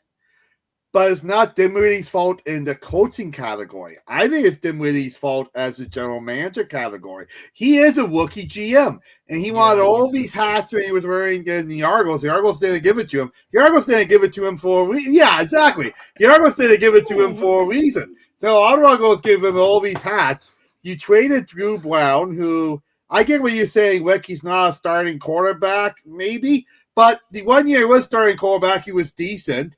You have Adaraboye, one of my favorite former Argos. I love this guy. You're not giving him first. You're getting Great Bell, $230,000, and leaving Adaraboye on the bench. That makes no sense to me. You gave up Dustin Crum for nothing, who was one of the best sold yardage quarterbacks in the league because he could actually throw the ball. He had a lot of trick plays. He created the comeback, bro. Like, I don't know why we let this guy go. And I just feel like what Lane pointed out to us off camera is not Dinwiddie's coaching style, is his attitude and his demeanor of pointing the finger and blaming someone else. And if he's putting that into the dressing room, which if he's doing it in the media, I'm saying he's doing it in the dressing room too, I think that's the problem. Maybe if they've been close in the scoreboard, I don't know. If they don't smarten up, I think we're in trouble. I do want to quickly mention, though, about Dustin Crum and why I kind of wish Ottawa kept him. Did you know Dustin Crum threw 6 starts? He threw 6 touchdowns, only 2 interceptions, 1,771 yards. Also, last season, rushed for 429 yards and put up 11 touchdowns on the ground. I love this guy. I think Montreal's got a real gamer for when Davis Alexander, unfortunately, the way he's been hobbling, I think his hamstring's going to give out on him at some point this year again. And at least for Montreal, they have a backup that I think they're more confident in. But I never thought of more of the general manager perspective. But Dinwiddie definitely made some mistakes as GM. Lane, I know you want to say one more thing about Ottawa, so go ahead, and then I want to move on to the next. It's the last thing I'm going to say. Sorry, it's the last thing I'll say about Ottawa. The question is, what Adam said is true. They're actually playing good. But for how long? Because the more this guy continues to go to the media and say, my team sucks, I am smart, blah, blah, blah, the team will eventually give out on him, just like they did last year in Toronto. Look how many players decided to say, I don't even want to get paid. Get me off this team. And then the minute he leaves, they're like, cool, I'm coming back to Toronto. Because Adam, nobody. If we worked together in Fortino's, and every time you came to do your 9-to-5 job, and then I wrote an article in the newspaper saying Adam sucks every day, eventually you would start to really hate me. You'd say, why are you writing that I suck in the newspaper and going on interviews on the TV saying that I'm just shocked on a newspaper. I'm just saying, you know what I'm saying, though, and we're just playing hypothetical. If I was your manager and you're the employee, and I went to the local newspaper and said, my employee specifically sucks. I know better. I'm the smartest guy in the room. Eventually, you would want to throw a dartboard at my head. You would want to make mistakes at that job. Move a dart to avoid the whole board now. No, but you know what I'm saying? It's like eventually it gets sickening. Look how many, you pointed out, Jacob, look how many former Argos that played with Dinwiddie said to hell with this guy, left the team, and then the second, not even the day after, the second Ryan Dinwiddie said, I am handing in my resignation. It was like, bing, re-sign with Toronto. Oh, thank God he's gone. I mean, it is true. It's funny, especially you look at a guy like Darius Pickett, who left Toronto to go to Ottawa. As soon as Ryan Dinwiddie's in Ottawa, he leaves Ottawa to come back to Toronto. He wants to gone, right? But I do want to move on to the British Columbia Lions, who, first of all, I want to give a big congrats to Amar Doman for the phenomenal work he did making the Apple Bowl as much as of a success as it was. I thought the atmosphere in Kelowna looked awesome. As much as they didn't like the Canadian Jersey Shores going to their game, which that's a whole other thing that I thought was kind of weird. Oh, it was weird, like very odd. I don't know why it's a big deal. I mean, to be honest, I kind of agree. Hey, maybe that's why James Butler played so well. Who knows? Maybe he's taking out some blood. But no, at the end watch of the day, now. I have a very hot take on the BC Lions, and I'm sorry to our BC Lions fans on the show. I think this is a blimp. I do not expect this defense to create 5 turnovers again. I do not expect James Butler to rush for 150 yards every game. Nathan Rourke has to put up more Wow. touchdowns, whether it's with his legs or with his arm or with his butt. I don't care what he does, but he has to find a way for him to be a bigger part of the offense. Yeah, Nathan Rourke put up some cute stats, and that's lovely. And look, it was Nathan Rourke's best game of the season, in my opinion. Mr. Jacob. Hold on, Dan. Nathan Rourke He threw did 2 go. interceptions. Nathan Rourke did go 26 for 36, 320, 1 touchdown, but 2 interceptions again. James Butler had 135 yards on 15 carries. That's not going to happen every week. And at the end of the day, Cody Fajardo, yeah, he threw 3 interceptions, but he also threw 395 yards. If you're gonna have a hard time, if you're gonna let Fajardo put up 395, Cowie's putting up 600. Like, no, but like Literally. you get what I'm saying, though, right? Like, it's something I think BC, they need to build off this win. It was the best defensive game they've played all year. They kept Justin Rankin under 20 yards rushing. Now, he put up 100 yards in the receiving game, so he still had 119 yards combined. But at the end of the day, I still want more from BC.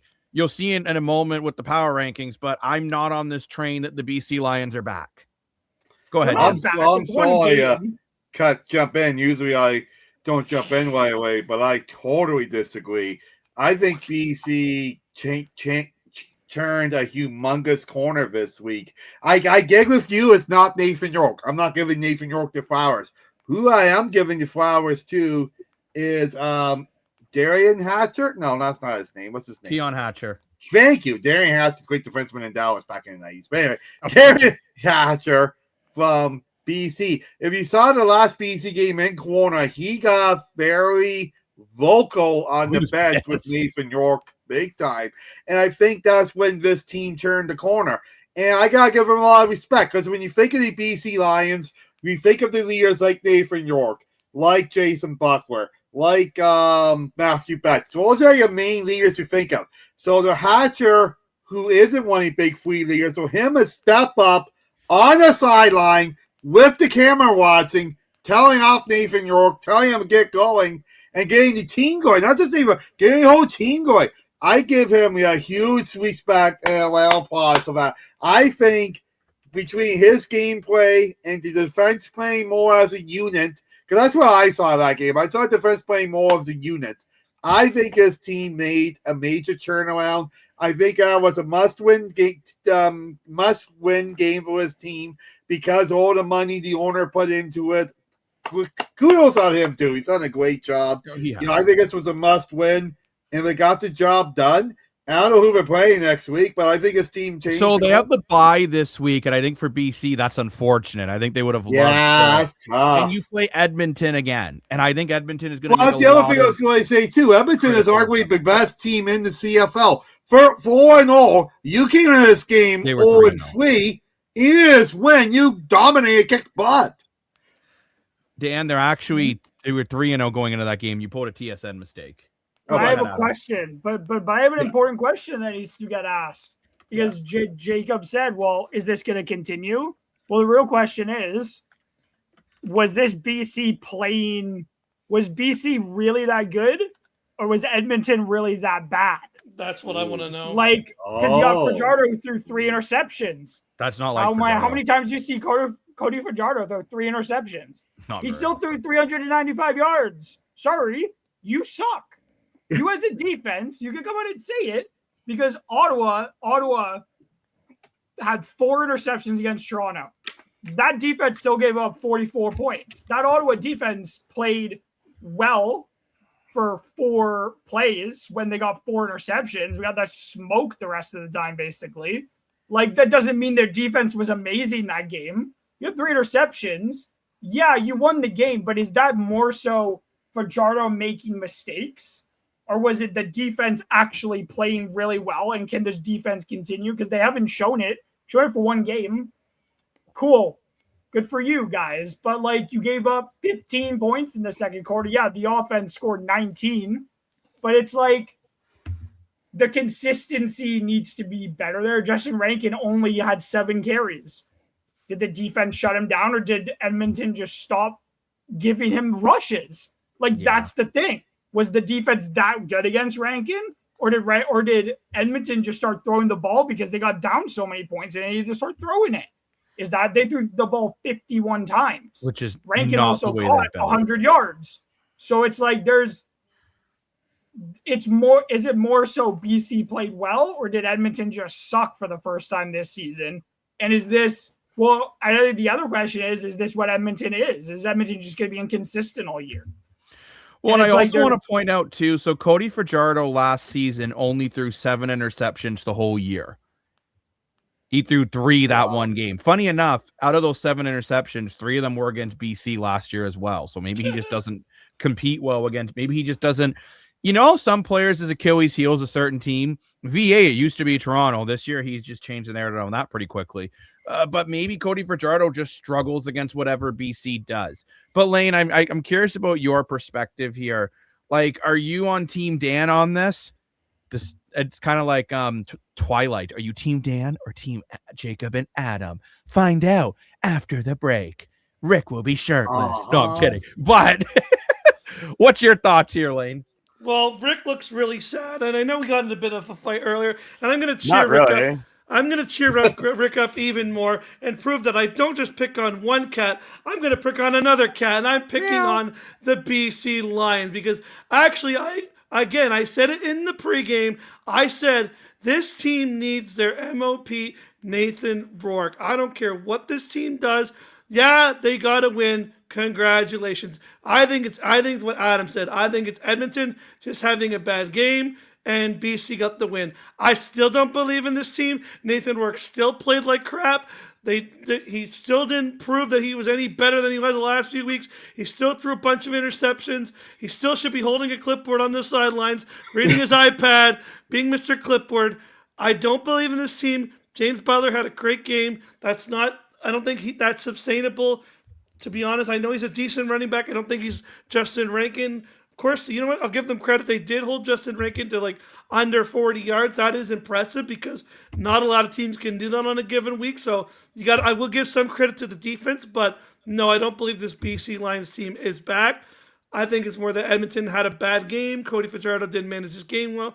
You don't really see that. So I'll see what happens next week, but I don't believe in this BC Lions I think yet. for BC, let's say they go out next week and beat Edmonton again. Then I'll be like, okay, I think BC's on the right track. Like I certainly take some things they did well in that game and build towards it. But I still think there's some things at BC. I've seen people saying they're back, they're a Grey Cup contender, and I'm like, not in my opinion. But Rick, I'm curious here. What did you see from BC in that game? I will be honest. Both quarterbacks shit the bed. Yeah, that's a fair statement. As politely as you had 5 interceptions between both teams, and I hate to bring this up, but if you combine the two of them, we might as well just say we just watched Chad Kelly. Yeah, exactly. Ouch. That's your warning shot. Yeah, shots fired. Bomb. Yeah. Hey, remember, in Canada, we are allowed finger guns on the field. I mean, yeah, Rankin got shut down on the ground, but not in the air. Yeah, he still put up 119 combined yards, which is funny for Rankin. That's a bad game. Justin Rankin still leading the league by like about 65 yards rushing in total. I mean, this guy's just insane. But I think another question is too, like, is this, as Lane said too, or maybe it was Adam. Sorry, I think it was Adam actually. Adam said it. Edmonton, is this what they are? Are they going to win 3 and then lose 3? I think Edmonton versus Ottawa, this is a critical game for Edmonton and Ottawa in week 6, funny enough, because Edmonton, I think, wants to rebound and Ottawa wants to try to build off these last 2 games and try to find their first win. But Dan, you got to move your phone, buddy boy. I heard a little buzz. Buzz Lightyear. But to I don't know. I just and beyond. I just think for the BC Lions, I just want to see it more. I think they took some good steps in the right direction. I think their fan base should be happy. They got their first win of the season, and that's great. You need wins, and you got to stack them together. But I do agree with Rick, too. Like, if you're going to have a game with 5 combined interceptions, you're going to have Nathan Rourke only get 1 touchdown between his legs and his arm. That's not a recipe for success in a long-term year when you're paying Nathan Rourke the money you're paying him. You might say, well, Jacob, you say Jake Maris playing well. Jake Maris is the lowest paid quarterback in the CFL. So in theory, he should be towards the bottom of the numbers. when you look at Nathan Rourke, he is the highest paid quarterback in the CFL. Therefore, he should be, I would argue, at least top 3 in every statistic for quarterbacks. And right now he's not. But it is time we get to, do you know what time it is, boys? Oh no. It's For the 11:57 in the rankings. morning. But Do you want to It's talk about also some more time. teams? for the CFL Power Ranking. Jacob's dictator power My rankings, not dictator the power power rankings. What You happened to don't the let cool us- graphic? Jacob That still wasn't- doesn't let what's us wrong with that contribute, graphic? so- Wait, guys. What about flying I think football we one? should do our The one own that used to power scare the rankings and crap out of me? exclude Jacob. Yeah, there we Jacob go. The one that used to give me excludes us. nightmares. And Everybody I else apologize. should- This is after week 5, not week 4, but I'm not re-editing the entire show over that, so you're just going to live with it. Imagine that's a 5 there and not a 4. But Hey, wait, then that means that Bo Levi Mitchell never got injured. exactly. So I have Saskatchewan at 1, Montreal at 2, Edmonton 3, Calgary 4, Hamilton 5, Toronto 6, Winnipeg 7, BC 8, and Ottawa 9th.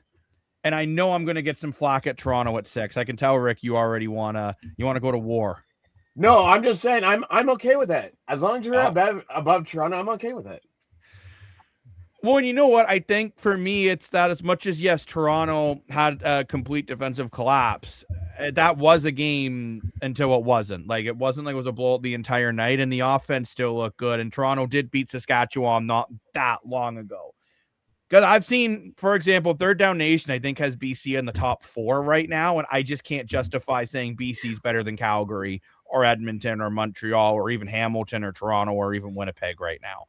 Like, I don't think I've seen enough from BC yet to put them up there. But, Dan, you usually argue with me the most on the power rankings. This is the segment where you get your socks off the door handle with whatever you do, and you argue with me.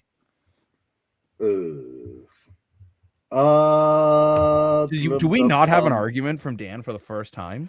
So My question is, why is Winnipeg so low?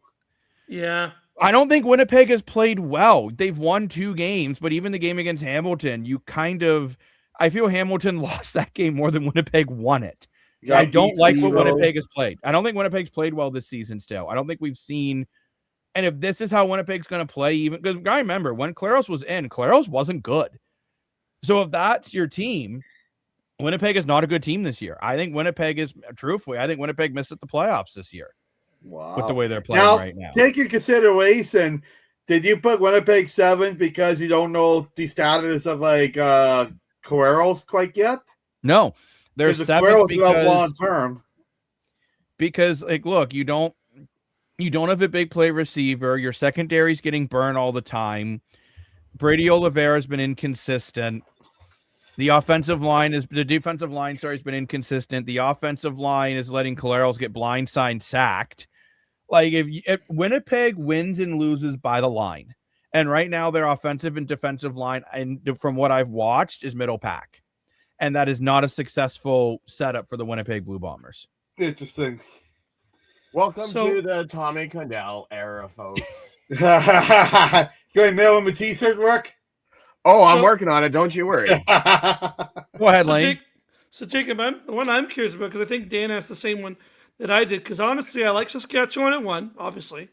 I think that's fair. Montreal at 2.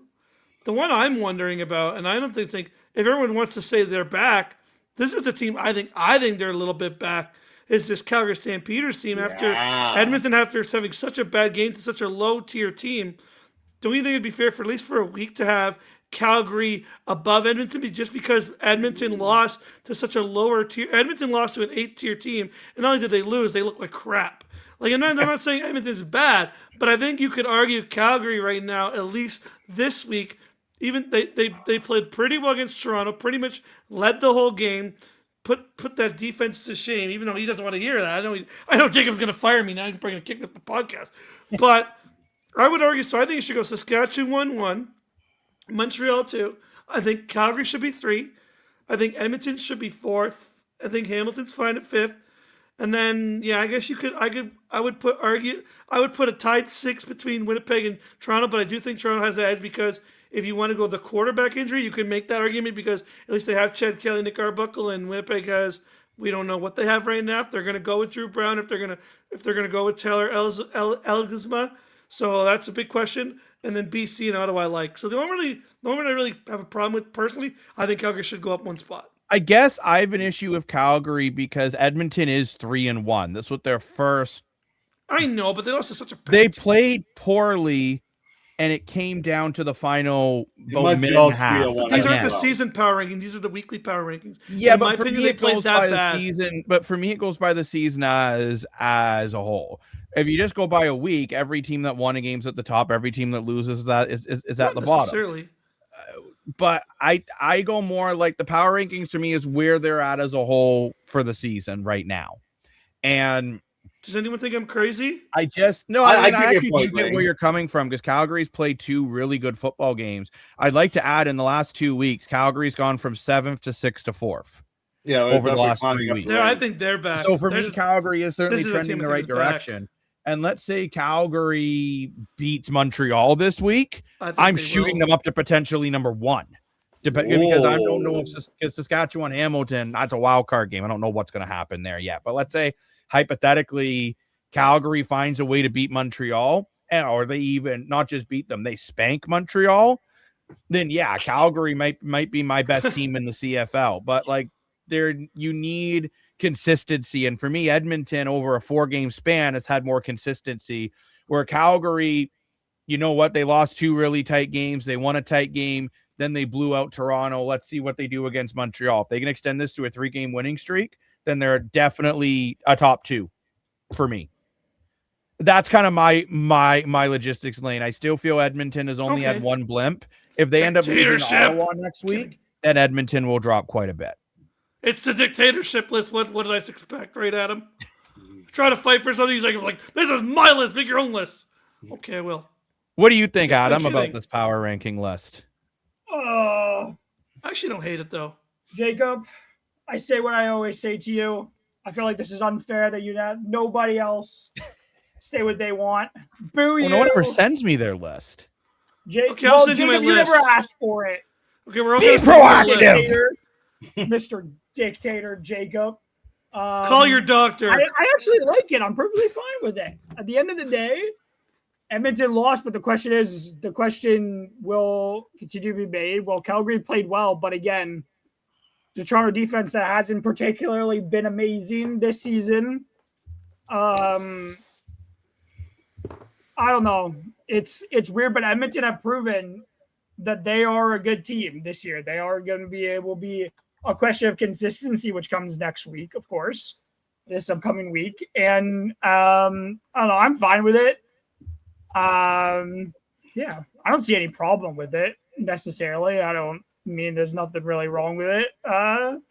I still think Ottawa at 9 is disgraceful because Ottawa should be negative 400 million because they're 0-4. Whoa, that's really low on the list. God. Well, I mean, Lane, until they I win a put you at game. negative 401, so you're right Aw. down the list just because of that comment.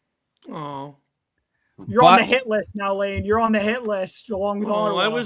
we were getting along You don't so wanna well this say that. show. Damn it. Should have shut my But mouth.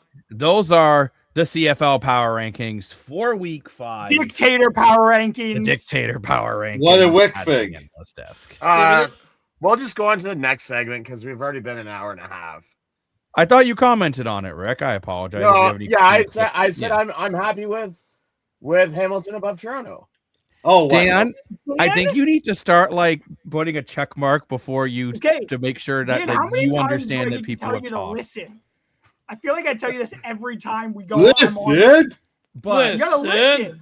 okay, It's a so real- it's a now real it's time issue. to talk about early MOP candidates, and Ooh. I have a hot take. If Question: I was taking the MOP, before you give me your hot take, are we doing one East and one West, or just one overall? I just want to do one overall. Okay. So, my hot take, and I might have broken the microwave or the oven, the toaster oven, the toasty machine, as some people call it. Vernon Adams Jr. is right now my MOP. 11 touchdowns, 0 interceptions, efficiency rating of 136.9, just under 1,200 passing yards. if he keeps this trend up and continues to throw, he's going to throw an interception at some point. But right now, Vernon Adams Jr. is playing the best football, not just he's ever done in Calgary. I think he's playing the best football he's played in his career. And right now, if I was doing it today, it would be Vernon Adams Jr. Jacob, you're missing one key point, and I'm going to fight you on this because I brought this up before. You cannot be an MOP if your team misses the playoffs. I think Calgary makes the playoffs. Okay, never mind. I was thinking of the wrong team. I think Winnipeg, I don't think will make the playoffs. But no, for some reason, I thought he was still on BC. Why, I don't know, but... Jacob, you just ruined mine because mine was Vernon Adams. Well, mine originally was Bo until Bo was my MOP until he got hurt. Honestly, he was mine too really well until we got hurt. But Jacob just ruined it all because I was gonna. Yes, I have Vernon Adams. 0 interceptions so far. He has been amazing.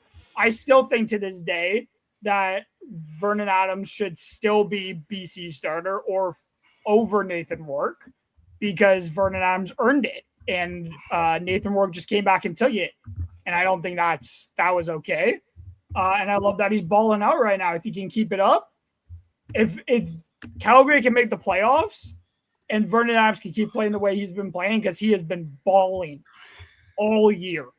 I don't know, like, again, Trevor Harris is probably up there as well, but Vernon Adams for me right now, just because of how amazing he's been. Dan, what about you? Or I can see Dan. Okay, I am going to go. Well, I had one, but I think someone else is going to take the one I'm thinking of. Just say it, Dan. Do it, Dan. I'm going to go off the board. I'm going to say Dark Angelo for the Toronto Argos. I know it sounds crazy, but no one gives the defense any credit whatsoever. This guy had to. What's so funny? Linebacker. That's so out of there, Dan. I'm sorry. That's so out he had some really big shoes for Winter McManus. He got 10 tackles in one game. I mean, he's got what? Like he's 15 or 17 tackles or what his season? He's having he's acting like crazy. He's getting defensive blocks. Judge, but Dark Angelo's a dog as well. I don't know. So, okay. I guess I'll say my pick is more realistic. Is Justin Rankin from Edmonton. I thought I see Jacob was going to pick. Why did Jacob say that? But I thought Rankin from Edmonton has played incredible. So that's my other pick. That's more realistic. Okay. I just think a defense never gives any credit while I give them credit. Jacob, I'm actually really disappointed in you right now because you have been saying how good Justin Rankin's been all season, and you don't pick him as your MOP. Jacob, you should never be allowed to say anything nice about him again. Because I'll be honest, I figured nobody was going to. All year. Honestly, usually VA never gets any flowers, so I figured nobody was going to take VA, and I wanted to give him his flowers because I think he's been phenomenal. The last game he really struggled, but go ahead, Rick. I'm quite surprised no one has taken my pick yet. I haven't said anything yet. No, go ahead, Lane, because I want to see if you're going to take mine or not. Oh, well, probably not. I'm going to start in the West, and don't worry, Jacob doesn't believe in you, but I still do. I still love you. Justin Rankin, you're still my MOP of the West, but I feel like I got to get ready because I think the police are on the way because for the Eastern Conference, I got to pick an Argo player. Oh, no. Where are the cops? I'm going to pick him because I think he might actually win it. I think Coxie could actually be the MOP. He's been insane so far. Nice. He's been catching balls left and right. Chad Kelly's going to continue to put this guy's. I think, Chad Kelly does throw a lot of interceptions. I know Rick's going to say that. But at the end of the day, Coxie gets a lot of catches. He catches a lot of 50-50 balls. He's already in the top 3 receiving in the East. I think this guy's numbers are just going to get inflated even more. He's going to get more touchdowns. I think it's a chance he gets it. So Lane, just to let you know, Coxie's 8th in receiving yards. But my pick that no one went to, and I'm actually quite surprised, and he's only missed 10 catches in 4 games, averages 146.75 yards. It's a Hamilton Tycat. Tyson Philpott. Oh. Tyson Philpott, nice pick. You know what? Yeah, Tyson Philpott, Tyson Philpott's been 500. Rick, you didn't pick a Hamilton yards, Ticat. You're 3 over, what's going 5 on? over 50. He's been outstanding. I want to point out quickly as everyone lost it, but D'Angelo has 19 defensive tackles That is actually pretty good. in 4 games. Okay, That is a lot. he also has 3 special team tackles in 4 games. He hasn't got an interception yet, so my bad. But he's done really good. Considering this is only his 3rd season, well, his only 2nd full season. And he has to fill in those big shoes. I don't know. I just want to give him some flowers. Well, that's a good question. Blaine, when you mentioned an Argo, I thought you were going Kevin Mittal. 349 yards, 4 over 30.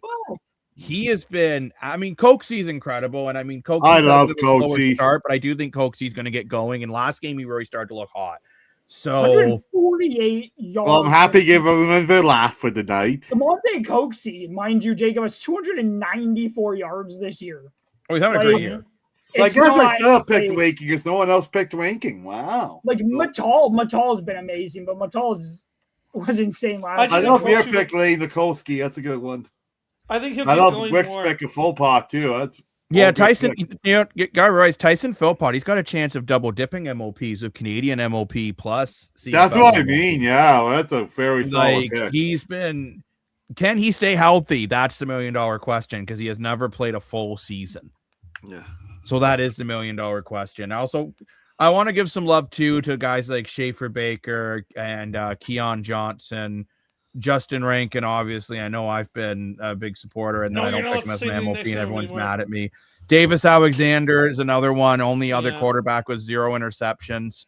Efficiency rating of 115.1, 7 touchdowns. Rick will be back with us in a little bit at the analyst desk, but right now it's just the 4 of us. But just the 4 of us. No, it's been. I will say this too. I think the CFL offensively is in a great position right now because the amount of talent is absolutely crazy. We're gonna move off the Canadian Football League. We've only talked about it for an hour and a half. I know you guys wish we could talk about it all day, but we need to get into our first gas or ass of the evening, morning, day, afternoon, whenever you're listening to in your beautiful time zone.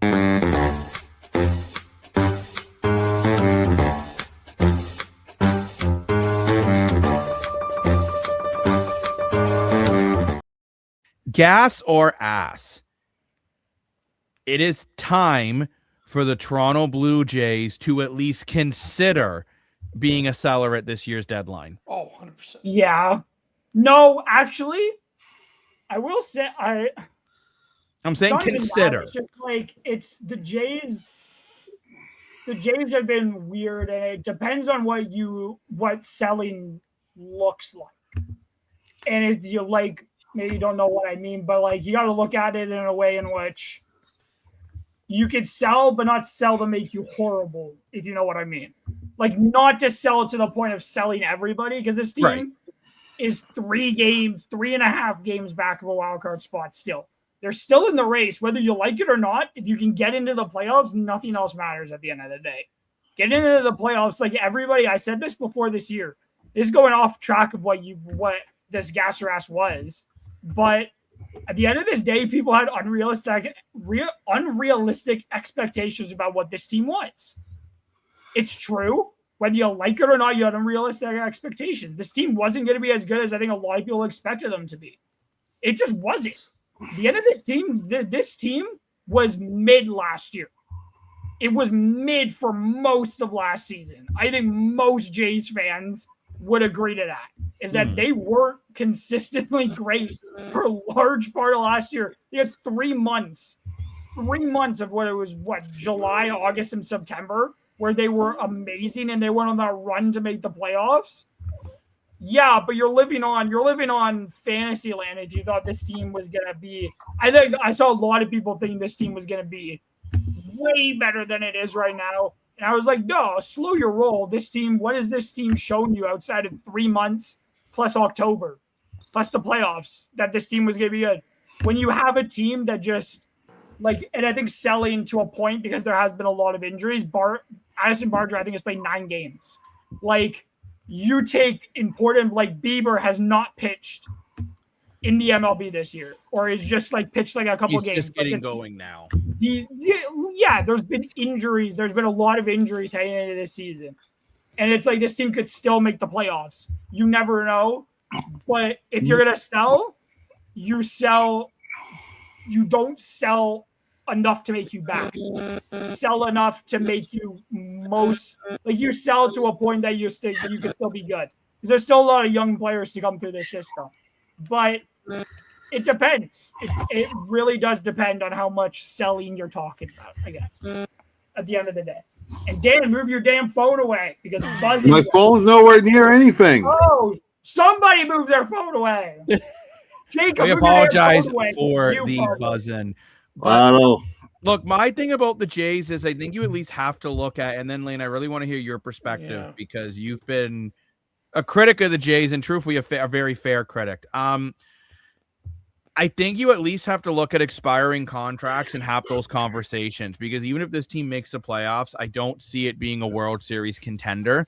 I think last year that run was magical, but I agree with Adam. I don't think they really – I think the run they went on was crazy and they were playing better than what they were. So Lane, what's your perspective? Like I know you've mentioned a Kevin Gausman to me off camera, guy that's on an expiring deal. Like, do you have to have a conversation with a guy like Kevin Gausman? Kevin Gausman. Well, it's funny what Adam said because I what he just said is true, and that's why I think they do need to sell. Because think about it, right? Think about it from this perspective, right? 2 years ago, we go back 2 years. The Jays were the worst team, one of the worst teams in the MLB. They couldn't win games. They had a good pitching staff. Their hitting was horrible. They couldn't hit home runs. They couldn't do anything. They finished in the bottom of the American League. Then last year, they started out just as bad. They started out terrible, playing 50-50 ball, winning one, losing one, winning one, losing one. And then by some miracle, whatever happened, I don't know if it because they got a Krispy Kreme in Toronto or something changed in this team, and they were handed a miracle. One of the most magical, momentous, this could be a movie, honestly, of how great it was to be in the Toronto Blue Jays, where everything clicked. Everyone seemed to find some magical spark in their bat. Every pitcher had a magical touch to them. They were untouchable for 3 months. They came into the playoffs. They were red hot. This team looked like, oh my goodness, the Jays are here. Ross Atkins has found the team. And then this year, they've gone right back to being the team they were 2 years ago. I hate to say the phrase, but last year, I made a song about it. I think last year truly was lightning in a bottle. And I don't think this team is actually that good because Okamoto is good. If I'm the Jays, I'm trading that guy for so many picks, for so many young prospects. No, you say no, but think about it. Okamoto is a young. I'm not trading. Hold on though, Dan. Worse. Hold on. No, but think about it. This team.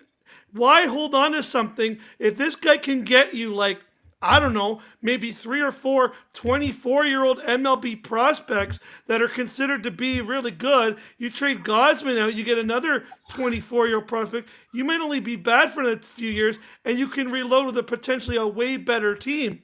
Right now, the Jays are not. I don't think the Jays should try to contend because I don't think they can contend. They've only scored 1 run in the last 35 innings. That's a fact. That's an actual fact. This team is not the same team. I know we don't want to see it because we want to keep the magic together. But the fact is, these Jays are injured. They're broken down. The guys they have don't last. You got Bieber, who's at any moment can go right back to being on the bench. Max Scherzer, love the guy, love his passion, love that he's got 2 crazy eyes. The guy's toast. Trey Savage is really struggling this year. He's had that injury. He has not been the same pitcher that he was.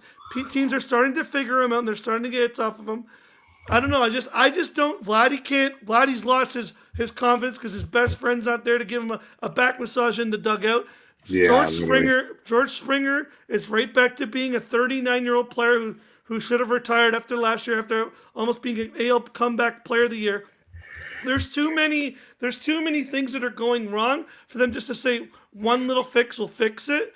Because I don't think that now you can keep guys like Ernie Clement. I'm not saying get rid of Ernie Clement as a bird. Keep the young guys, but I would honestly think about trading your hot players, like even Dylan Cease. Like I know we just signed the guy, but if you could trade Dylan Cease for like a 24-year-old guy who can hit 400 next year, and you know this guy's going to be one of the hottest hitters coming up, you might want to consider it because Dylan Cease is like, 33? We don't know if he's going to keep doing this long term. You want to trade out Kevin Godwin. Kevin Godwin still has Kevin Godwin can still provide a huge potential to a World Series team. You get a lot of picks. You can trade a guy like Okamoto who is 30, who's on the wrong side of 30, who we don't know what he's going to do next year. This is still his first year in the MLB. He could be bad again. Maybe you get a lot of prospects and you do what I forget the team, but they did this recently where they traded a lot of their big players, brought in a lot of younger players, and they were only bad for like a year, and now they're Pittsburgh.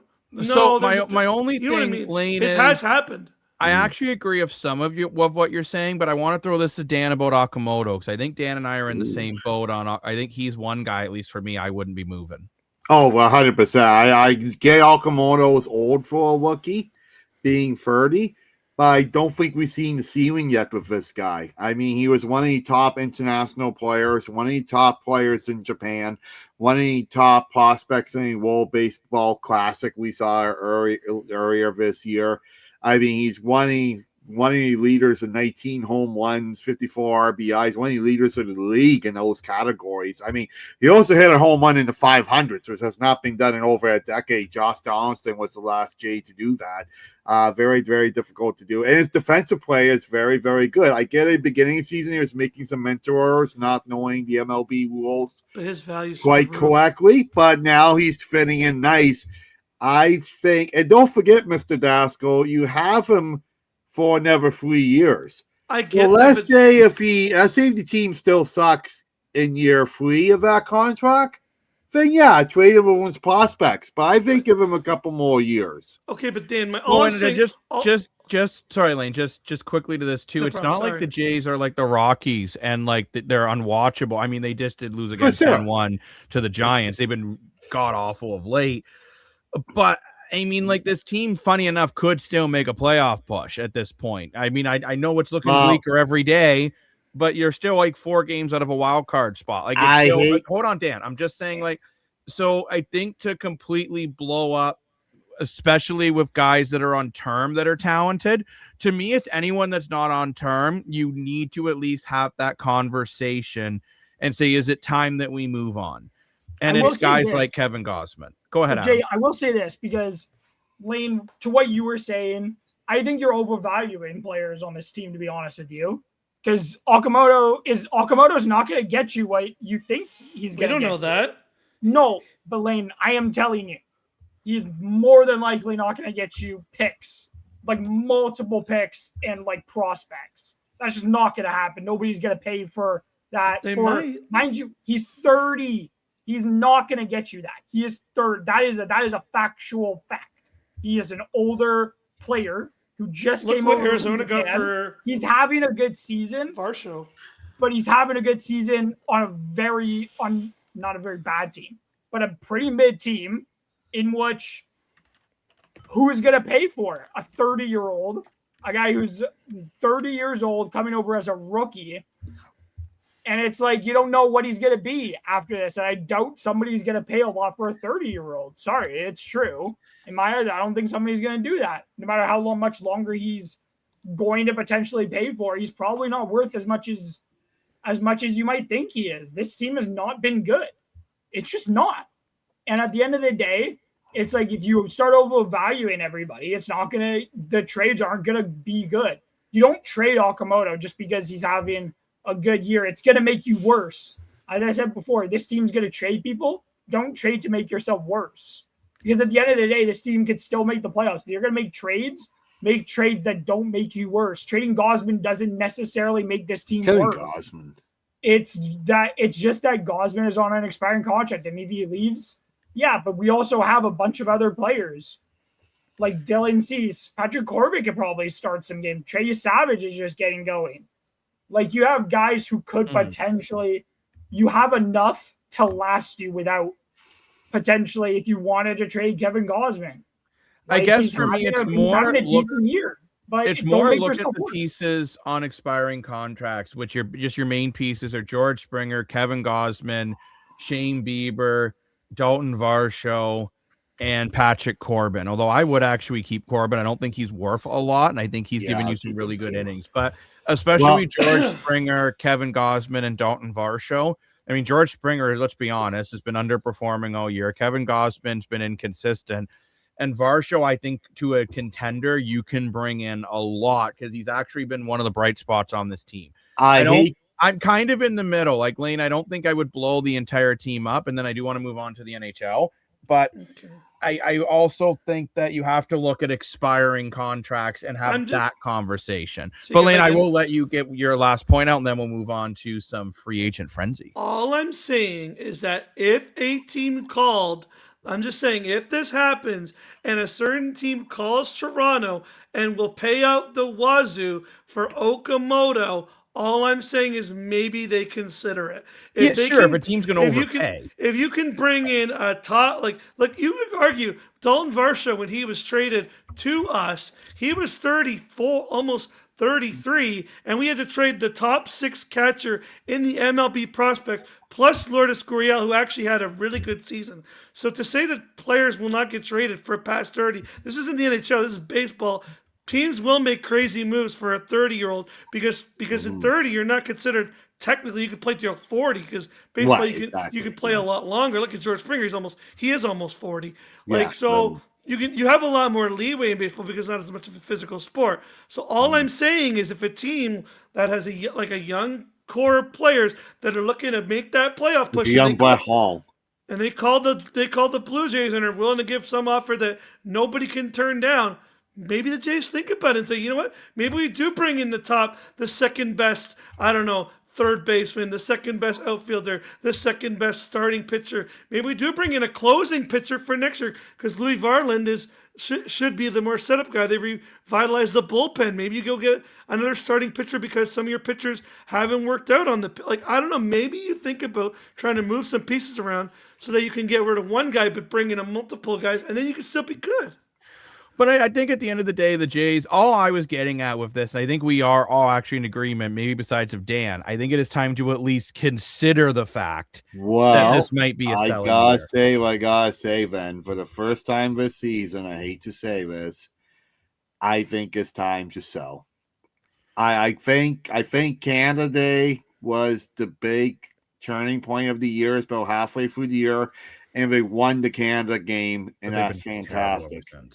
But ever since, we've been terrible. And the difference was last year they won Canada Day. They built huge momentum and went on a huge run in the month of July. And then went around 500 around 500 for August and a big one again for September. You're already, 8 days past through July. You're kind of running out of time. I hate to say it. I think now it's time to sell. But I do want to move on to the NHL free agency. Now, obviously, the big push is done. But there are still some really strong names. There's been rumors about Claude Giroux signing in Ottawa, but that is not confirmed yet. It's not confirmed yet. Okay. It's okay. Is it probably happening? Yeah. Will it be confirmed by the time this is released? Possibly. But it is not 100% confirmed yet. So you still have guys like Patty Kane, Patrick Laine, Anthony Mantha, maybe Claude Giroux, Michael Bunting. Vladimir Tarasenko is the name that interests me the most, to be honest with you guys. Yeah. I think if you're a team looking to contend who is really looking for another, I would say top 9 that can slide into your top 6 when necessary. But Dan, I want to ask you, out of that list of some of the guys I rhymed off, or maybe even like a Logan Stanley, what's a name that you think of on this block that could still be very good for a team trying to win now? Well, when it comes to free agents, I think a lot of big names are done already. I'm really curious about Patty Kane because, he's a longtime veteran American. I'm curious. He's going to go Logan Stanley. There's another name jump out of the list. Quadzulu, it's not completely official yet. I think it's done. The big moves I'm really interested in are off-season moves, not necessarily free agent moves. I think we're going to see some trades. Seeing a rumbling of Dakota Joshua could be moved. And not that he's a big name, but it could still happen. I like the guy. I think the big move, two big moves we're interested in are not free agent moves, but big moves are going to happen, I think, this week. Are going to be Jason Robertson and Dylan Larkin. Jason Robertson will either get signed or traded this week. And Dylan Larkin, I think I don't think you want to keep this up through the whole summer. We've seen these situations before where people demanded a trade and it spills into training camp. And it's never a good way to start a year, right? So I think they want to move this. And he's a captain, too. I think it's ridiculous, a captain of original 16 requesting a trade like this. But here, this is where we are in modern day NHL, right? So I think you got to get this going before training camp starts. I know it's training camp starts in September and rolling in July, but I think at this point, the longer it goes on, the worse it's going to be for the Detroit Red Wings. So that's the move I'm really curious about. Also, just an update on Claude Giroux. It is closing in on a deal as of about 11 o'clock at night in our time zone. Mm-hmm. So it might be confirmed by the time the show's done. But as of right now, everyone's reporting they're closing in on a deal. But to put in perspective, 4 days ago, they said he was closing in on a deal with the Philadelphia Flyers, and that didn't happen. Well, So it's just I understand, Lane, you're saying it is basically a done deal, and I'm not disagreeing with you. I'm just saying like they're closing in. It's not by the actual official. He hasn't signed the contract. Yeah, he hasn't actually put pen to paper. He hasn't signed. No pen to paper yet. There is no like debatable thing. He has not officially signed. There's been no press conference. He has not signed yet. That's not the done only as of yet. detail that matters. He's actually bloody signed the contract yet. It doesn't matter how close he is. He was supposed to sign with Philly a week ago. Who cares?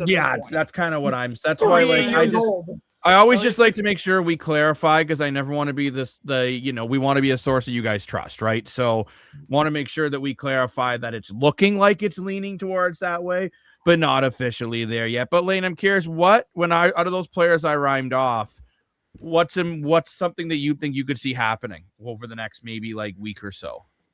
I think Patrick Kane will get done. I agree with Patrick Kane. I'm surprised nobody wants him, but again, maybe it's more of an age issue. I'm actually just surprised he didn't just come to Toronto. I know he said he didn't want to come, but I think it would have been a really good fit for him. Honestly, that was one of the guys I was really hoping that we could just kind of try to pry out. I wouldn't mind having 1 year of Patrick Kane on a second line playing with like Tavares, Nylander, or giving Gavin McKenna some sort of leadership. So I'm a little disappointed he didn't want to come to Toronto, but can't cry over spilled milk. So I do think Patrick Kane will find a team because like someone's going to want him. Can't see him sitting there. And I do agree with Dan. I don't think the whole Dylan Larkin situation, I don't know what's going to happen there, but I can't see you holding on to a player that has been open about not wanting to be there. I think if they do keep him, that's just bad mojo in my opinion. If somebody wants to quit, they're going to come in a bad mood. They're going to not give anything. They're not going to try. I think you got to move that piece. And also, I do think we'll see Jason Robertson sign a 1 year extension with the Dallas Stars. That has been reported, again, not official, but it has been reported that he does not want to go. He's turned down multiple offers to St. Louis, to Seattle. He hasn't picked the team. None of the teams that have wanted him have turned out. So I think he's just going to play out his final year in Dallas, which I kind of thought he was going to do this. And I literally said this 5 months ago. Why doesn't he just do this? So I think that's exactly what he's going to do. He's going to sign a 1 year deal in Dallas, get paid like around $12 million, and then he'll go to free agency. So I do think that's going to be all like kind of getting done. I think you'll see more some of these tidying ups of these RFAs that have been sort of restricted. So I think we'll see a lot of those signings. That's what I think will be done in the next week or so. So Adam, now I want to throw this over to you. You've heard what everyone else is thinking here. What's your thoughts with these remaining UFAs? They all overestimated their value. That much is obvious. Anthony Mantha had his best season of his career. It's not like, I'm not joking, he's overestimated his value. He scored 33 goals as a 31-year-old. He was never going to get the money he thought he was going to get. Patty Kane made it. It was abundantly clear he wasn't signing on July 1st. Not surprising. Claude Giroux, I don't really care what he was going to do. He's 38 years old at 49 points. Probably going back to Ottawa. He was going to Philly. That much is obvious. Vladimir Tarasenko probably wasn't going to sign on July 1st anyways. Like, this was a very, like, mid-class. Nothing really that bloody exciting at the end of the day. It's all has to do with RFAs. I think probably Bedard's getting done soon, and he's not. And despite what other people would like to think, he's probably not getting close to what Carlson got. Carlson got. I think that is shows that Carlson is overpaid, and I think low-key he's not. I think that will get cleared up this week, of course. But Ducks will not match, and Philly's gonna regret making that offer. Especially when then they don't have money for Martone in a couple years. Because I'm gonna finish with what I'm saying, because Zegras is gonna ask for more money than he's worth.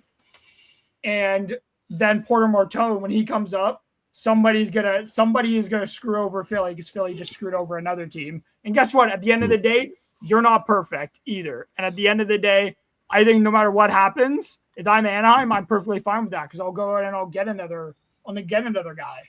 Like Philly, I think made the biggest mistake of free agency. Not gonna lie, $18 million for a guy who's never scored 70 points in his career. Yeah, it's utterly ridiculous. And I think that Jason Robertson's going to sign for 2 years, not one. Oh. Because as everybody continues to make the same damn mistake. No, because everybody keeps making the same damn mistake. When has Jason Robertson ever said he wanted out of Dallas? Where did that come from? Where did the fact that Jason Robertson wanted out of Dallas come from? Where did that come from? It's more like they don't want him. It's more like they don't want him. He never once asked for a trade and never said he didn't want to be in Dallas. True. I said it from the start in the offseason. I told my dad this back of my porch after Mikko Rantanen signed his extension. That was Jason Robertson's money. Dallas had to make a choice. They chose to pay Mikko Rantanen. Now they got to make another decision on Jason Robertson. Robertson has never asked out of Dallas. He has never shown an inch of being unhappy. He has never said anything of the inkling. He has never acted like he wanted out of Dallas or anything. So I think he's going to sign for 2 years. I think he's staying for longer than a year. I really just think that Dallas is the one pushing this. It's not a Jason Robertson decision that's being made. And I think everybody else is being stupid. Sorry, it's a fact that like nobody asked out. Nobody never asked out. True. You know what? Never did. Never once acted unhappy or anything. Utterly ridiculous to talk. Adam, it's funny you mentioned. Well, Adam, it's funny you bring that up because I actually agree with you. But do you think? I'm just wondering if you're Jason Robertson, right? If you're him, if you can put your mind in his body for a minute, do you kind of get annoyed that you have been that you feel like you've been very loyal to this team, being like, hey, like I actually want to be here, and they're the ones who are kind of like, if you sign somewhere else, we're not going to cry about it. Like, I don't know. Like, at some point, I feel like if you're Jason Robertson, you're like, look, I'm doing the opposite of what some other players, Mitch Marner, I'm doing the opposite of what everybody else is doing. I'm not going and crying to the media. I actually want to be here. I want to play with this awesome team when the cap's going up. I'm willing to even play for less. But it's true. He literally has shown all loyalty. All these owners are crying about players showing loyalty, but yet here's Jason Robertson, who, to Adam's credit, has not complained, has said he wants to be in Dallas, and for some reason the owner's like, so what team do you want to play for, buddy? Yeah, you know what? It's weird too. Dallas it's also weird. haven't said that they want him to go though. That's the other thing. They kind of have though. They gave away his money multiple times. But Lane, Dallas have engaged in talks. Yes, that is different than wanting him gone, though. They traded him to Seattle at the draft. Those are two. But Seattle's offer was a lot. Like to and be they fair, wanted him gone. But what was being reported to what they want? Dallas have never said he was up for a trade, though. That's not one thing. They Dallas accepted the trade. They traded him twice Okay, this offseason. you're not hearing what I'm saying, Lane. Okay, I want you to listen instead of interrupting me with the comments. Okay. I said Dallas never said he was he was never been made available. Seattle made an offer because they're well within the right to make an offer. I understand.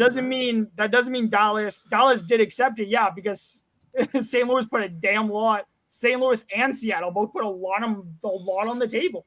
Makes sense to accept it. Like they didn't know if Robertson was ever going to sign. To be fair, he asked for $14 million. He asked for more than they were comfortable paying him because of their cap situation. And to be fair, I'm not surprised by that at all because him and Mikko Rantanen are very similar players. And if I'm being honest, they want Mikko has proven that he is a winner at the end of the day, and Jason Robertson hasn't. At the end of the day, if I was going to pick between the two, maybe it's Mikko you choose because Mikko's proven that he can be a guy on a Stanley Cup winning team. He's won a cup.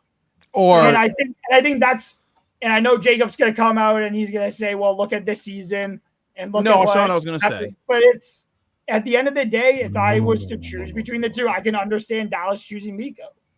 No, all I was going to say is you're having to decide between championship pedigree and potential talent because Jason Robertson has been on a pretty much upward trend besides of 1 year where he dropped to 80 points in 82 games.